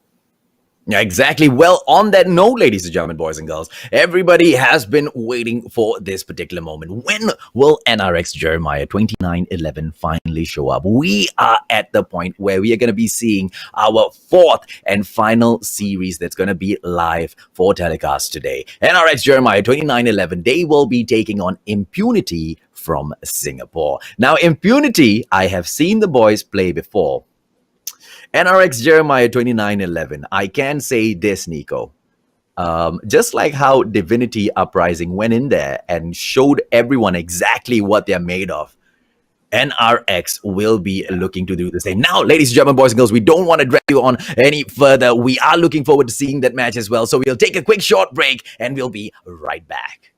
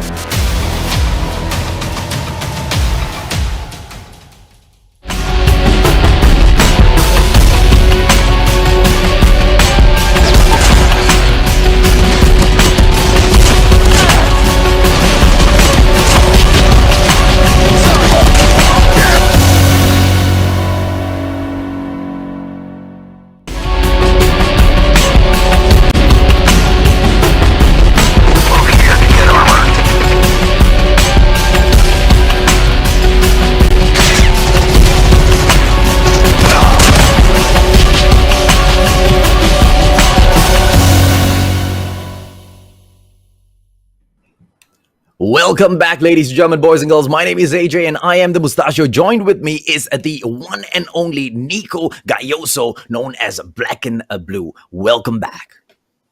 Well, man, what a map we just saw on that final one that we just saw versus Divinity up against Resurgence. And so, I mean, KLASIKO Rampage. Let me correct myself. Divinity versus KLASIKO Rampage. We're gonna have Impunity versus what I've been seeing in the chat all day. Where is NRX? Where is NRX? Now we're gonna be finally having NRX going up once again versus Impunity. That last series, though, we just have to harp back to it.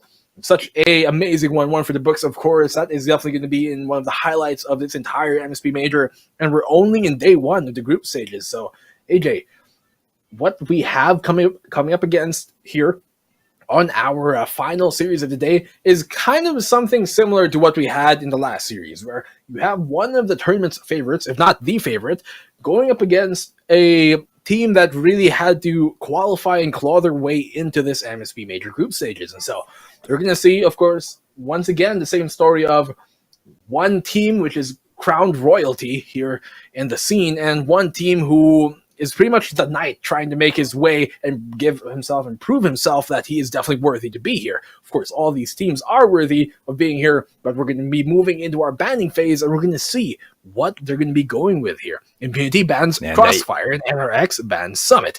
I think map number one, if for any prediction, we're going to be playing Hardpoint on firing range, but let's see how that goes off. Oh, standoff once again. Yep, standoff. And in match number 2, it would be Impunity with the ban, ladies and gentlemen, boys and girls. And the map that they do not want to see for our search and destroy is none other than, drum roll please, the very silent drum roll, very, very slow drum roll. Meltdown is where they don't want to go in for the fight. Crossfire will be eliminated by NRX Jeremiah, and search and destroy will be played on the map called Firing Range. We'll be playing Search and Destroy and Firing Range, a map that lends itself quite well to that. But here on our third map, Impunity versus NRX, the bans are going to be, for the side of NRX, Meltdown, and Impunity, Firing Range. Domination is going to be the third game mode of the day, once again, as typical, and we're going to be playing map number 3, Domination, Impunity versus NRX, here on, drumroll please, Summit. Very aptly so. There you go. And it's going to be standoff, firing range, Summit. I mean, thus far, right? Thus far, we've kind of just been seeing these same maps come in here again and again and again. It's bread and butter for all of these squads. But at the end of the day, regardless of whatever match you pick, unfortunately, Impunity, the team of NRX Jeremiah 2911 is not going to be easy to eliminate from this competition at all. Obviously, this is not elimination phase. It is just the group stages where all of the squads are going in there to collect as many points as possible for themselves. NRX Jeremiah will be looking to pick up 3. Impunity, no disrespect, and I mean this from the bottom of my heart, they will be looking for at least 1 or 2. Yeah, I mean, Impunity, it's really, the game is theirs to win. Impunity, it's in their hands to really, make a stand here and win this. Because if not, NRX are pretty much just looking to, and once again, no insult to any teams out there, but NRX are pretty much looking to, at least for this day one series, just walk through it, coast through it, just prepare, practice, get themselves hot, warm up for the real. What they're looking for competition is going to be later in the elimination stages, in the semis and quarters. But, that doesn't mean that they can get complacent here, because, of course, they need all the points that they can get. And you can't just let yourself get complacent, because then you become sloppy, you leave openings, you leave things that the other team can capitalize on, and any of these teams here at the MSP Major are definitely capable of doing that to any other opponent here. And so you cannot just be lax about letting, just these 3 maps take over yourselves, because really, if you do that, that's going to be your end. Of course, NRX being the team that they are, such a feared team, such a storied team, they're not going to let that happen. They're so experienced enough to know that, okay, just because we're in the group stages only doesn't mean we can get complacent. We don't have to pull out all the stops, but we have to pull out most of them.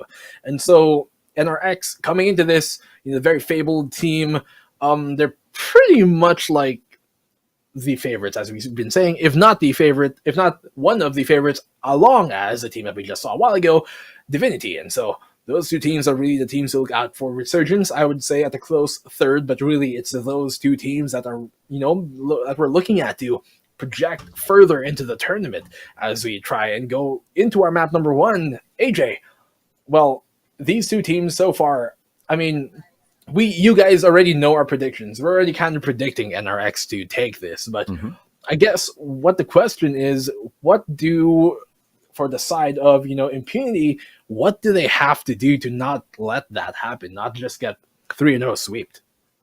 Well, the boys just need to play their best because Impunity is no new team. Well, technically, the name Impunity itself is quite new in the scene. They used to be called Purge prior to this. So we've got Burger B, O-Ace, who do we have in there? Glorify is in there as well. These boys are really, really capable of, putting up a great show for us. The one thing that, makes me kind of afraid on their behalf is the fact that they are facing off the champions of Garena right now. They are facing off against the kings who are going to be representing the whole of the Garena server, including, other regions that, is not under MSP. They have proven themselves to be the powerhouse. So, although we know the players from Impunity, although we know the kind of quality that comes away from Singapore as well as the boys from Impunity, unfortunately, the only thing they can do is try their best not to lose by too much. I mean, once again, no disrespect. It will be absolutely exciting. After saying all of this, Impunity goes in match number 1, they get a beautiful win. Yeah, that'd be quite sweet, right? If they, after all this stuff that we say, it's almost a caster's curse. Sometimes you praise one team too much and then they don't do too well. And the team that you're harping on is a team that actually makes it farther. But correct. I mean, we're talking about NRX here, players to look out for you guys, just in case you're not familiar. Whoopi is one very, very solid player. Jay-Z as well. I would also put Hydra in there, but of course their whole roster is very formidable, period. And so when we come into it, guys, we're almost finally about to get the map started. As as AJ just said there, my good friend, he just said they have to play theirs not to get swept or lose too much, because that's really all you can do. Really, what they can do, though, is, of course, as we come into the game, is look for what openings that NRX might be giving up, as hopefully, for the side of Impunity, they get complacent. But NRX, I know they're not going to let that happen easy as we come into hardpoint right now. The early start is going to be going in the way of NRX already, and Impunity, it's going to be up to them to try and make this one happen.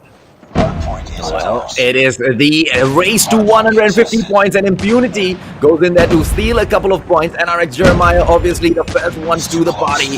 Here comes Zayn, taking down Candy. Warren taken down as well. NRX as well as Impunity going in one after the other. But NRX will finally make a comeback in that. Burger B right now, ASM 10, 1 piece so far, looking for a second kill. Doesn't meet anyone.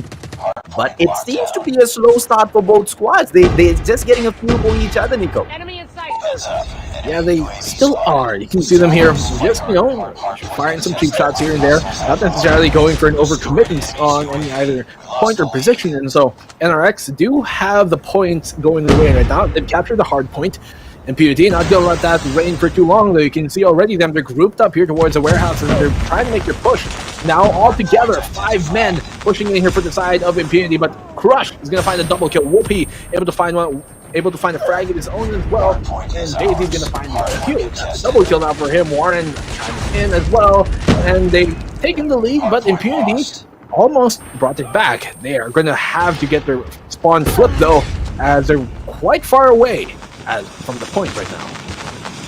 Absolutely. Well, we will still be pushing through, crushing that 3 kills so far. O8 coming in here for Impunity, going in for the attack, and a beautiful chopper takedown. Thus far, it is 50-18, with Impunity still trying their best to get back in here, ladies and gentlemen, boys and girls. This is hardpoint number 2, and NRX Jeremiah 29-11. They are doing an absolute wonderful wonderful, wonderful strategy here. They're putting it off quite well, holding back Impunity. 18 points, but they just need one full hard point though. It's not too far away for Impunity just yet.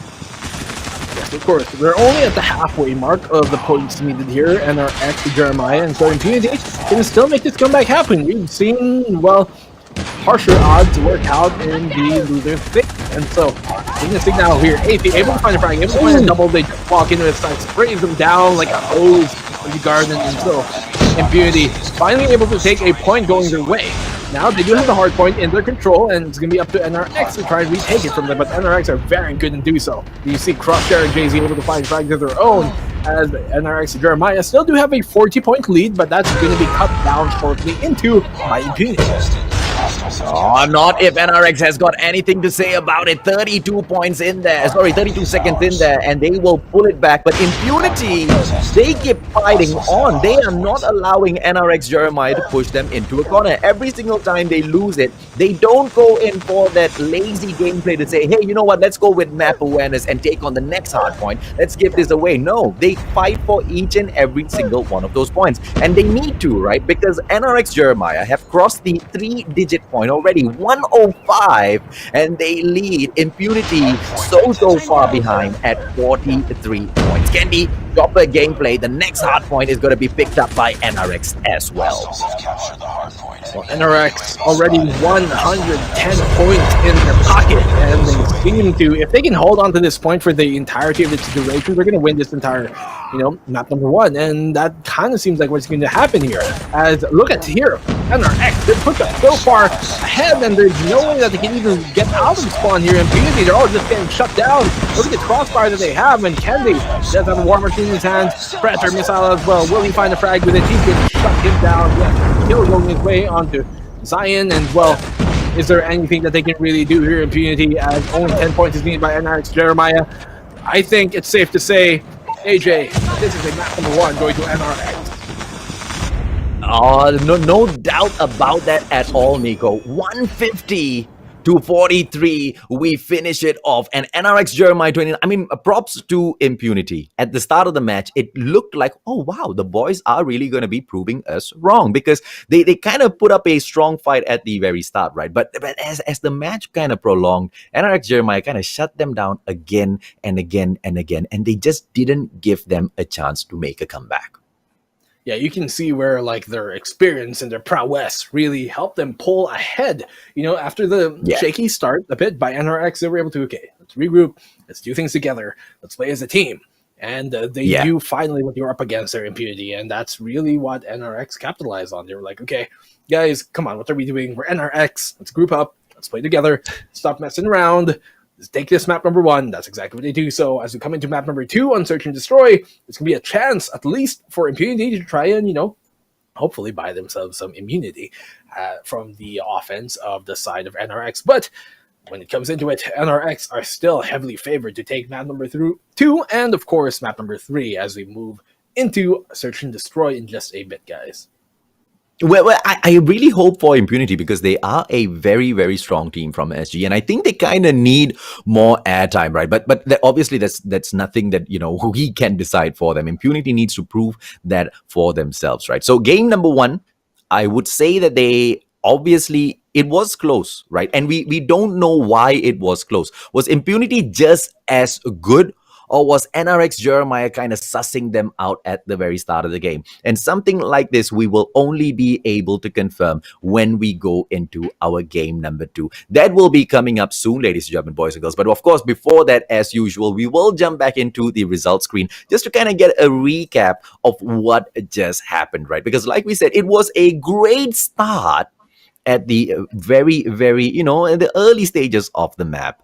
But at the end of the day, 43 points was all Impunity managed to take away. NRX Jeremiah 29-11 with a 150-point win. Match number 1 goes to them.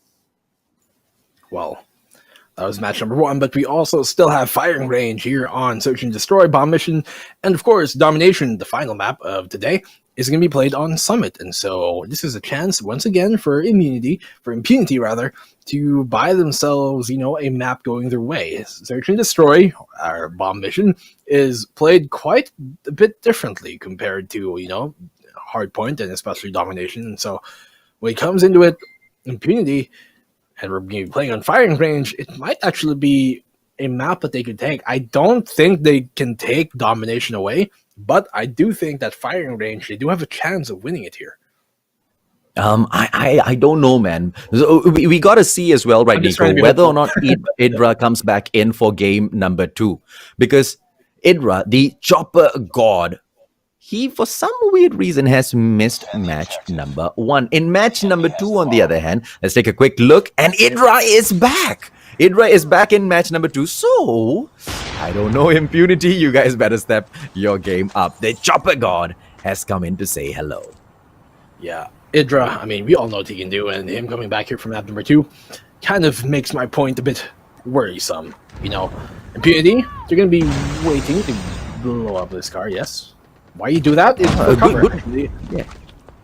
Good gameplay, actually, because, if you do go in there for the cover and your opponents, throw one grenade at that guy, and goodbye, my friend. Goodbye. Sky coming in. Burger B taking down Idra. Good snipe there. It's a 2-on-5 situation, though. Candy solo, and it looks like Impunity will go ahead to take point number 1. There's no way Candy with the chopper is going to make a comeback in here.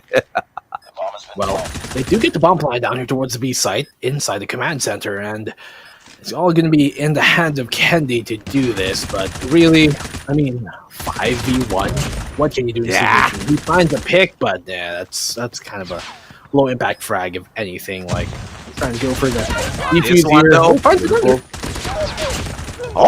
Good kill! And not enough, ladies and gentlemen, boys and girls. Well played by Candy, though. I mean, he went in there for those wall banks. Very, very unlucky for his opponent, who took a peek at the very first part there. I don't remember that player's name, but, not memorable enough. It was Candy who was the master at round number 1. But unfortunately for him, the clutch would just not be that easy. A 4-on-1 situation would go ahead to outdo him. You see the wall bangs trying to come in there from Burger, but they have to try and play a bit more passively now, as they know that the aggression from NRX Jeremiah can come even on the defensive side. You can see here, Impunity, they're trying to get the bomb planted towards the B site. Nobody there to really contest so far from the side of NRX. The only member even somewhat close was Whoopi, but he's been found. There is a player just hiding right here in the corner, and I believe that's supposed to be Jay-Z, but we're going to see if he can actually do something about this plant that might just happen to the B site. He's going to be waiting very patiently, though, towards Garage, and so Burger, he knows that they can finally go for the plant here. Will he be able to stop the denial, though? Candy sniping. Well, just going in. Oh! Crush making one simple mistake there. Glorify takes him out. But Glorify himself was too close to the trip mine, and he took himself out. That's so unfortunate. It's a 2-on-1 situation. Burger B eliminated, and looks like it's just too easy, ladies and gentlemen, boys and girls. NRX Jeremiah, they will go ahead to pull 1 point back. Jay-Z is pissed off because Candy did not deserve the defusal, according to him. Yeah, he wants it back. Luckily, no friendly fire there to team kill him, but Jay-Z and co, they were able to take a round number 2 going their way here for NRX Jeremiah. It is now neck and neck, 1 point apiece, 1 round apiece here for both teams, and you can see the nades coming in, dropping in there close to wood early on. Jay-Z boosting himself up to try and support Candy here towards the mid position, and so what will they do? Whoopi able to find an open pick there, and that's a great find. Oh, what a frag being found there by Candy. It's Burger B who got taken down there. A 5-on-3 situation. I tell you, Candy as well as Idra, when these boys pick up the chopper, it is so difficult to face them. Candy, one more opportunity in here for him. He goes in there with those knocks, and Idra will take Zion down. What a beautiful backup. Sky right now with a piece in there for himself. A 2-on-1 situation. Sky, both the players right there in front of him. Sky has revealed his position already. He needs to be careful. It's going to be Whoopi, the sniper, right in front of him. Sky has revealed his position yet again, but he will go back in here. Now, he doesn't really need to worry that much if he can pick up the bomb, but Whoopi will be making it a little difficult for him. Yeah, I mean, look at this. 2v1 situations on the hands of Sky. Sky's the limit, of course, but in this situation, a crossfire is not going to be lending its favor towards him. He knows that they are here towards the top spawn, and so Sky has to try and find an angle that he can really contest with here from the top of wood, taking down to half HP. Will he find the frag? Yes, he will. He finds Whoopi. That's half of the job done. He is able to retrieve the bomb as well, and he can go for a B plant here, and that's exactly what he's going to do. This could actually go either way right now. A good play there by Sky. Very, very patient. Candy coming back in here. Chopper gameplay against an ASM-10 player. The car has not detonated just yet. UAV up in the air as well. It looks like Sky will be having the upper hand here. Candy has no eyes. Player right there goes in for the spam, and Candy will get taken down, ladies and gentlemen, boys and girls. Well played by Sky. And Impunity will pull back 1 point for themselves. What a round being taken back there by Impunity off of the back of Sky. He is just carried right now with that exemplary play to find them the round in the 2v1 situation. What a clutch. I'm sure he's going to get that one. But Ken, though, playing here towards mid, knows that, well, the wood position has been one that Impunity like to implement. So he's going to try and go for the wall bangs and nades as well, but Burger is going to find an opening pick on Whoopi.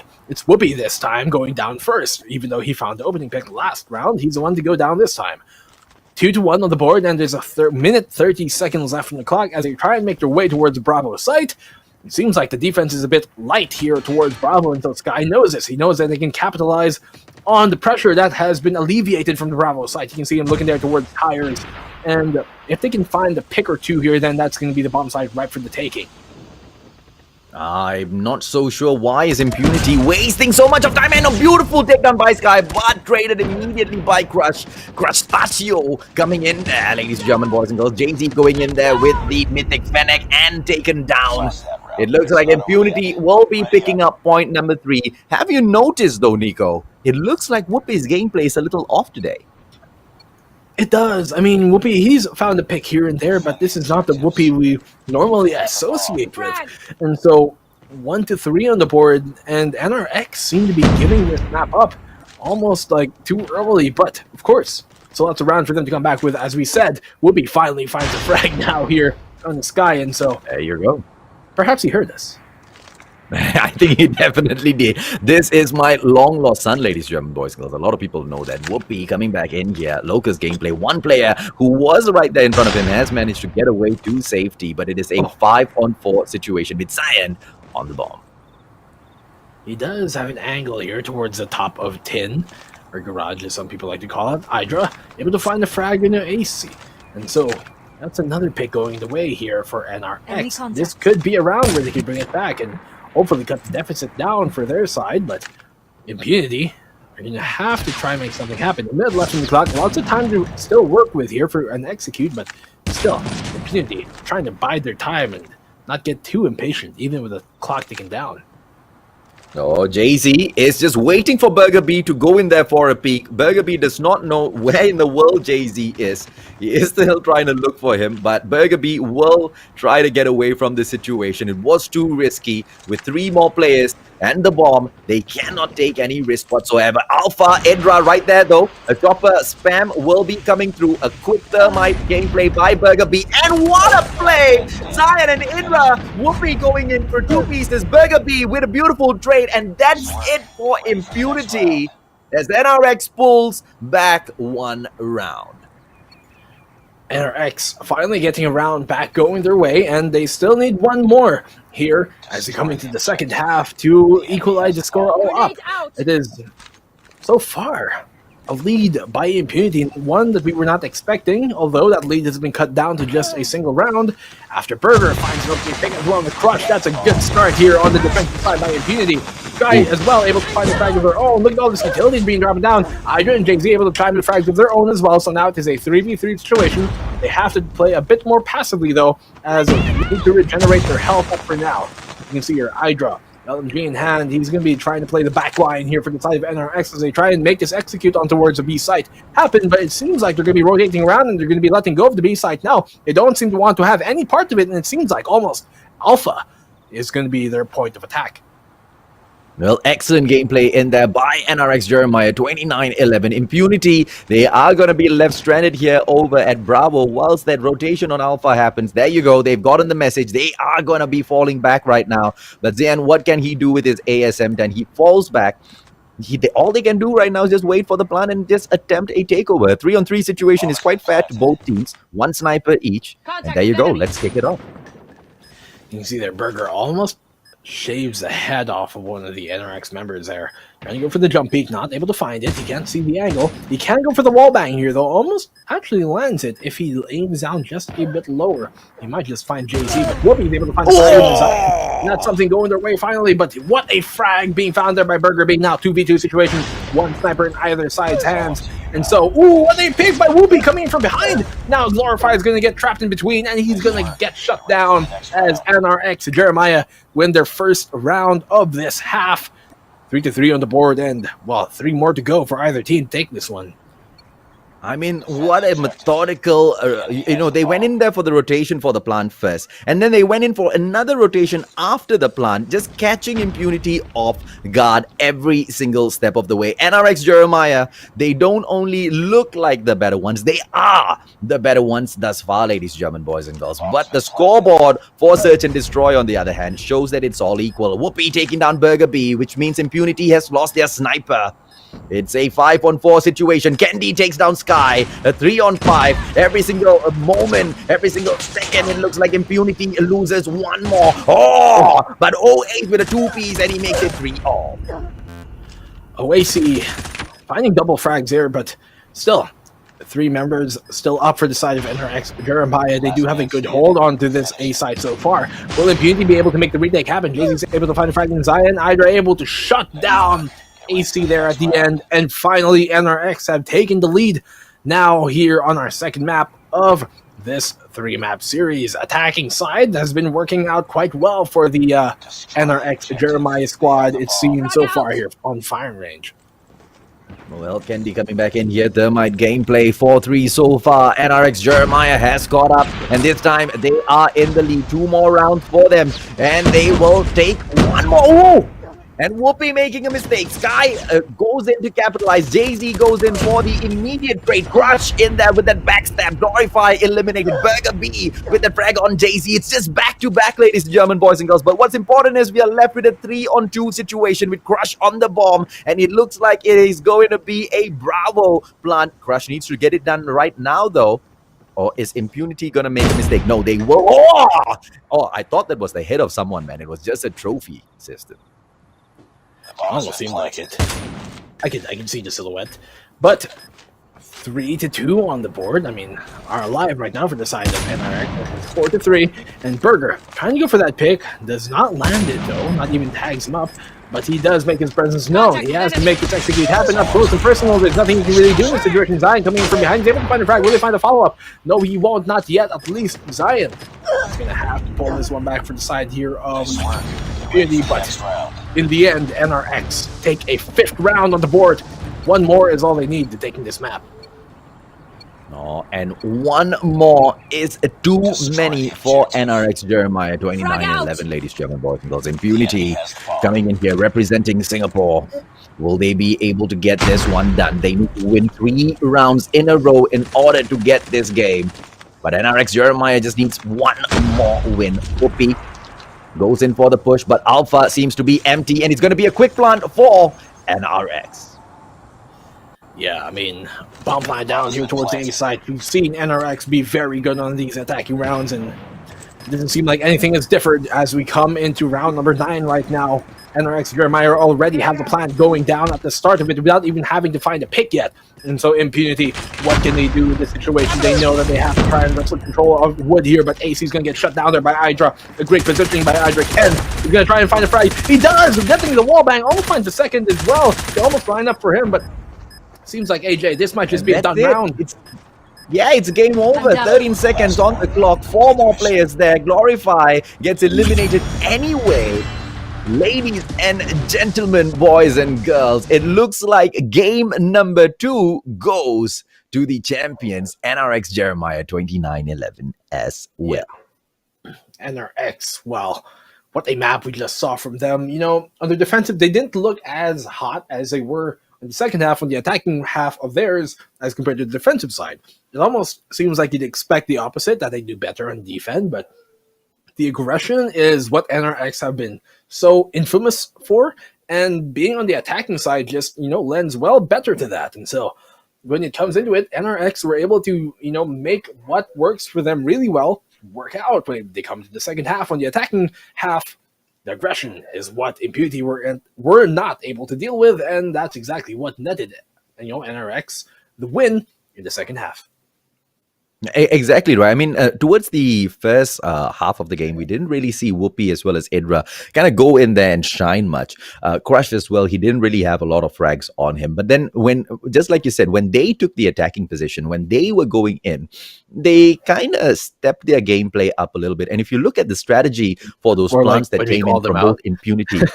It almost seemed like Whoopi heard us as soon as we called him out. Like, Whoopi's not doing much. And then he starts, fighting all these pigs and stuff.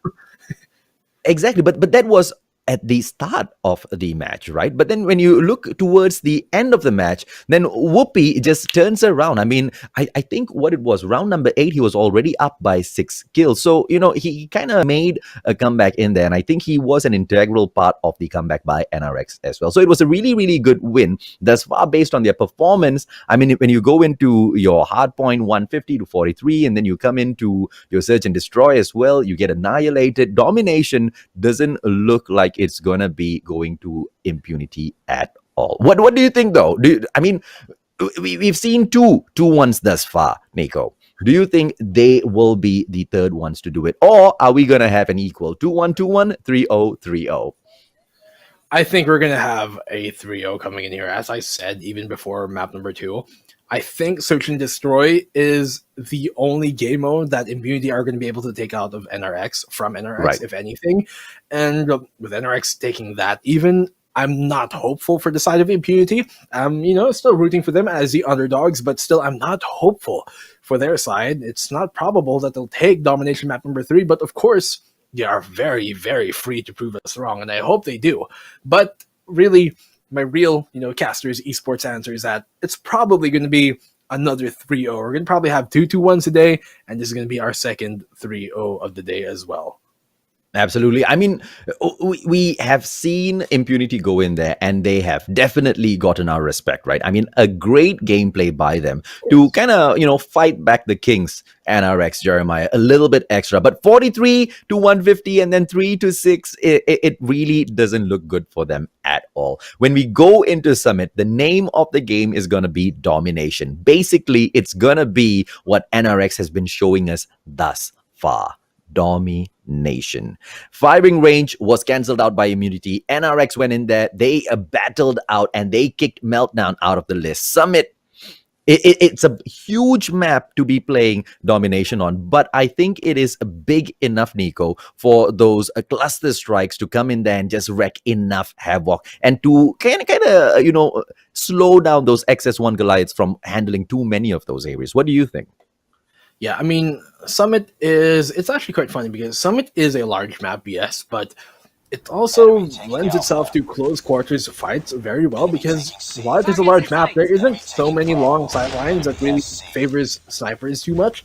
A lot of it is going to be close range battles. That's why you're going to see lots of fully automatic firepower, fully shotguns coming out as well. While Whoopi is going to stay on the sniper rifle. He's able to find 2 though with that, but an early opening take hero. The lead from NRX. Yeah, can I just point out, it took them 16 seconds to take both Alpha and Bravo, but Impunity will go ahead and pick Alpha back away, but Charlie gets immediately stolen back. And look at this, NRX is trying back for Alpha instantaneously, but the fight will not be long-lived as Impunity eliminates them from that location. Definitely so. You can see your Alpha trying to be taken back by NRX, and it seems like they're just trading points right now.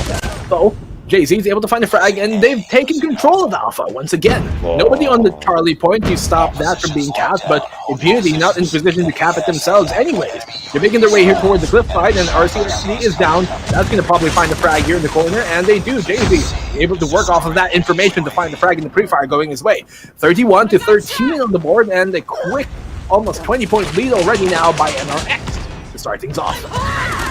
Well, it took them 16 seconds to get 2 points. It took them 1 minute and 5 seconds to go in for a full-on lockdown. And right now, Philippines is dominating this match. NRX Jeremiah 29-11, 46-13. Charlie has been lost. Finally, Impunity gets back one side to rake up a couple of points, but NRX looks like 75 points, ladies and gentlemen. The half-away point is for them. Sky with a two-piece in here. It's going to be the BY-15 action. Impunity going in for the push.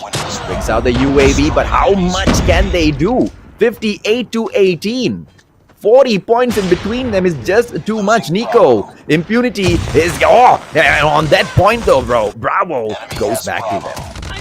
They may be named Impunity, but they're certainly not immune to the effects of NRX here. Though, Bravo point has been taken for them, so that is something finally going their way. They do have 2 points now here over the single Alpha point on the side of NRX. They're fragged by Sky there with the shotgun. He's been doing lots of work with that. Burger B trapped in the corner here with just a Annihilator in hand. What can he do with it? He's pushing towards Cliffside, and if he can find a bunch of frags here, he might be able to make some sort of case against taking the Alpha point, but for now, he's going to get shut down as well, and 7 points already on the board here for NRX Jeremiah. They're going to probably take this half very swiftly, although Impunity with 2 points in their hands, they're going to take, make it a bit more difficult, but look at this! A double cap already coming in for NRX Jeremiah, and that is a great way to cap off the first half here of our domination map. Absolutely. I couldn't have said it better than that, Nico. What a way to finish off the first half. I mean, towards the very end there, NRX Jeremiah, they just went in there for the push. Bravo and Charlie both came back into the back. 75-42 at the halfway point. NRX Jeremiah 29-11 will be pushing for their third win. But it looks like Alpha will be the first one to be captured by Impunity. And they will go in for the push. 75-42 on the board, and it does seem like here, with Alpha being taken by Impunity, they do have a chance if they can take back Bravo to make this comeback happen. You've seen such insurmountable odds going the way of, once again, the people who are at favor typically, but NRX Jeremiah seem well on their way to taking the Alpha point here. Side's going to try and stop that from happening, but he's going to go down eventually, and the Alpha point will successfully be captured here as nobody's there to stop them from the side of Immunity. NRX Jeremiah do take Alpha and Charlie to get both opposing sites, and now they can just collapse on the Bravo point and take that swiftly and easily as well. Can I just point out something, ladies and gentlemen, boys and girls? Look at the left-hand side of your screen and look at the number of kills NRX has for their side. And then look on your right-hand side and see how many kills Impunity. Impunity is still stuck on the 1-digit kill, whilst NRX, 4 members have already passed those 2 digits. It is gonna be the score streaks galore in a few seconds when NRX Jeremiah chooses to end this. Right now, they have the full-on lockdown, but they are free to pop off any moment right now. Jay-Z with a beautiful flash and then a takedown with that Fennec. Charlie has been lost yet again. Well, even with NRX losing Charlie, it's not going to be enough for Impunity to come back into this one. Not nearly at this point. They have to take Bravo point early on, or they have to just completely dominate NRX. Otherwise, if they can't take the 2 other points, Bravo and Alpha, from the side of Impunity, then there is pretty much going to be nothing they can do to keep themselves alive in this map still. They're trying to make both happen, Bravo and A, but I don't think that's the right thing to do in this situation. I think they have to go focus on one point and then immediately focus on the other. They do take Bravo point, at least in their way, and now they have to focus on Alpha point and make that go towards their favor. If they cannot, then well, this might just be a moot point, as it's still too much of a deficit for them to come back from if they only have 2 points. Well, cluster strike as well as the XS1 Goliath ready for Candy. Bravo and Charlie has been lost to Impunity. Singapore is fighting back, but the Philippines, they have got more fight in them than this, ladies and gentlemen, boys and girls. 126-67, and there's no way NRX Jeremiah is gonna drop this. They go in, they attempt a full-on lockdown with the capture on Bravo right now. Charlie, they did try it, but they will get pushed away, and OA's glorified. They will go ahead and pick up that defense on Bravo. Crush brings in this Crustaceo, the XS1 Goliath, ladies and gentlemen, boys and girls, and he will attempt to hold it in here. But Alpha right now, they don't really look like they need this though. I mean, Crush is holding on to Alpha, yes, but he's already taken down very low. So the other Goliath is about to get down as well as Crush.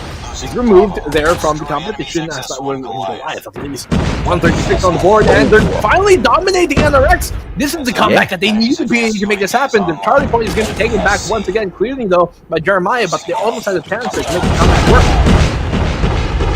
We'll be in there with the two-piece. Ladies and gentlemen, boys and girls, let me call the end of the match. We'll get the referee, ladies and gentlemen, boys and girls. Somebody stop the match because NRX Jeremiah has just eliminated Impunity from this domination match. Here comes the VTOL. Whoopi goes out. Ladies and gentlemen, boys and girls, I give you your winners.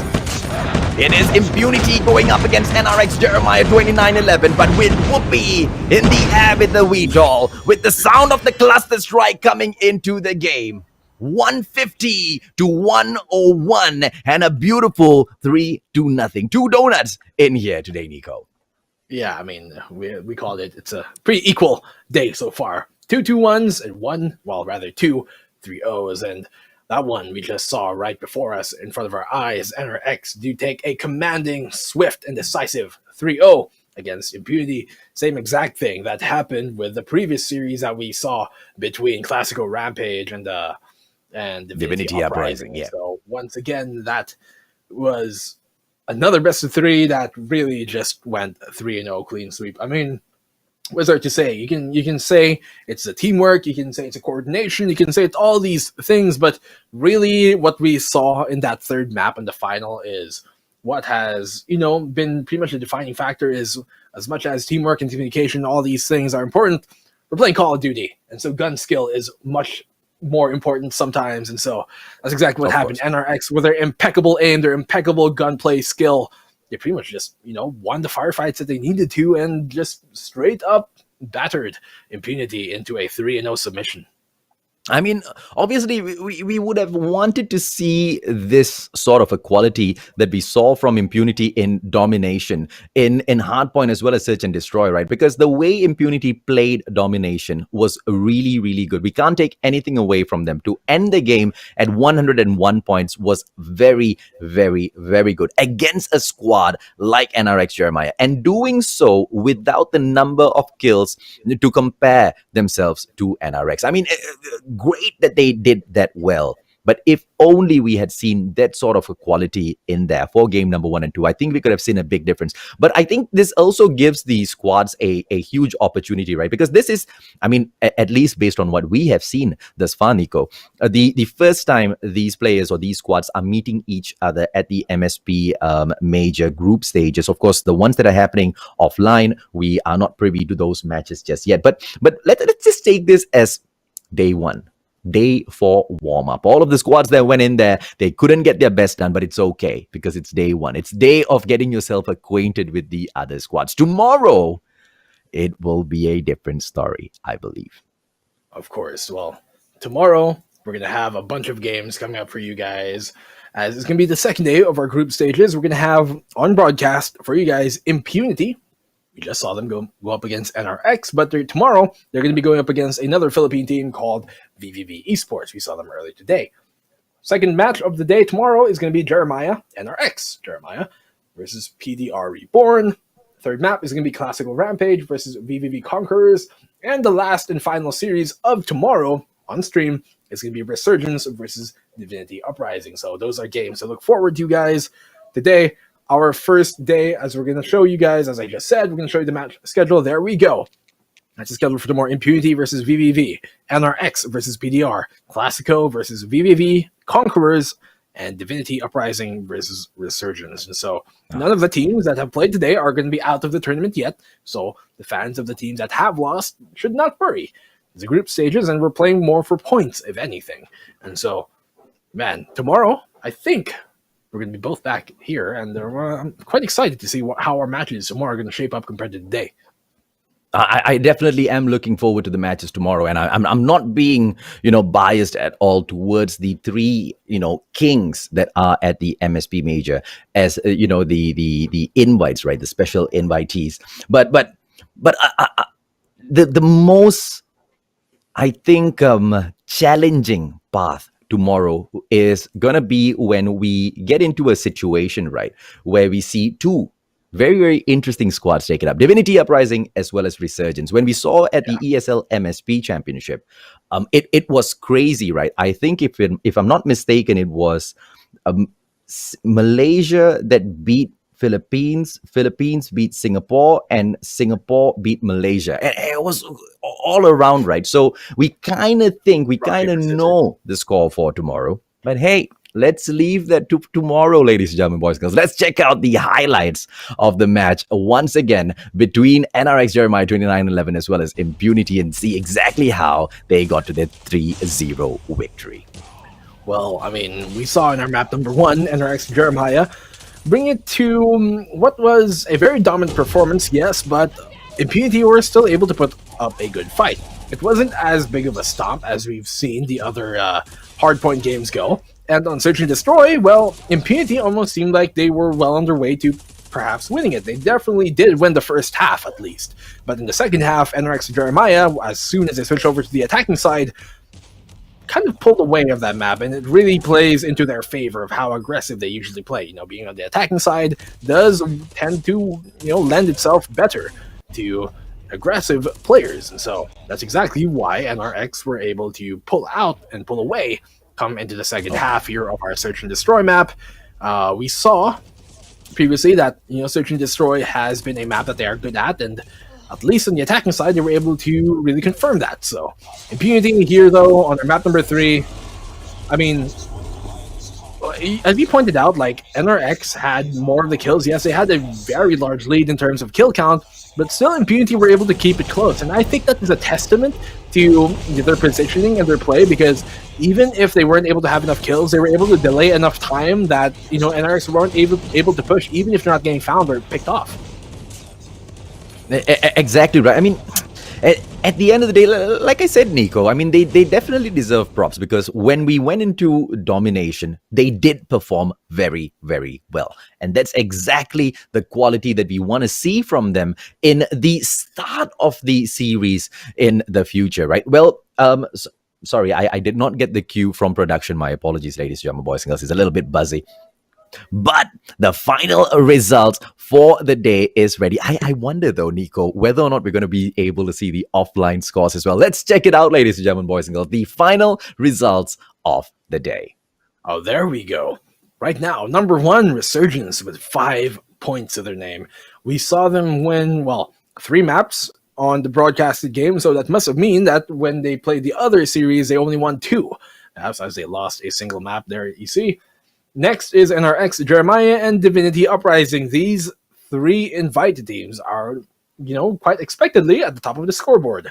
Following suit, VVV ESPORTS, PDR REBORN, VVV CONQUERORS, KLASIKO Rampage, and last but not the least, Impunity. So far, I don't think Impunity have played another series yet, considering they're 0-3 right now. They should, I think they still have one more 3-map series to play. If anything, against Divinity Uprising is what I assume they're supposed to play against, considering the score. The Divinity also have only played 3 maps, and so Impunity and Divinity are going to be played, but off stream, guys. So you're going to find, the updates on that on the page as well. And tomorrow, when you guys tune in, you're going to find the updates on what happens between Divinity and Impunity. But that is for tomorrow. For today, though, let's look back at some of the things that we just saw. We just saw very dominant performances by the top 3 teams that we expected and invited here into the MSP Major. But for the side of the teams that qualified, very valiant efforts so far. But still, we're waiting to see what is going to pull out and who is going to pull out and what is going to happen as we move into our second group stages tomorrow. But there's this one thing, though, that I noticed on the current results, right? NRX Jeremiah, although they sit at the second spot, they have 4 wins and 2 losses, ladies and gentlemen, boys and girls, which means after taking a 3-0 win over Impunity, they actually lost to Triple V Esports. Can you believe that? They got smashed 2-1 to Triple V Esports. So Triple V Esports, although we didn't see them do great against Resurgence, they seem to have done amazing against the current, Garena champions. Divinity Uprising, of course, they got the 3-0 win. We don't know how they're going to do because the match between them as well as, who was it, Impunity, will be happening after this. Well, ladies and gentlemen, boys and girls, that is all we have for today. Is this going to continue though? Because NRX didn't really step in here with a great gameplay today, but they did manage to do really, really well when it came to Impunity. Triple V Esports have managed to get the better of them today. You already saw the schedule for tomorrow. Tomorrow is going to be really, really exciting. It definitely is. As you said, once again, to reiterate, guys, VVV Esports have taken 2 maps away from NRX in the 3-map series, and so they could just be the heel to this Achilles. And so, I mean, what is there else to say, AJ? We just had great games today. We're going to have even better games tomorrow as we move into the second day of the group stages. But I think that's all for it today, guys. Thank you so much for tuning in today. I've been Black and Blue. With me, my good friend, my good man, AJ Musashi, the one and only. We're going to be back tomorrow for more games, more 3-map series, more MSP major action. We'll see you guys tomorrow. Thank you so much. Take care, good night, and goodbye, ladies and gentlemen, boys and girls.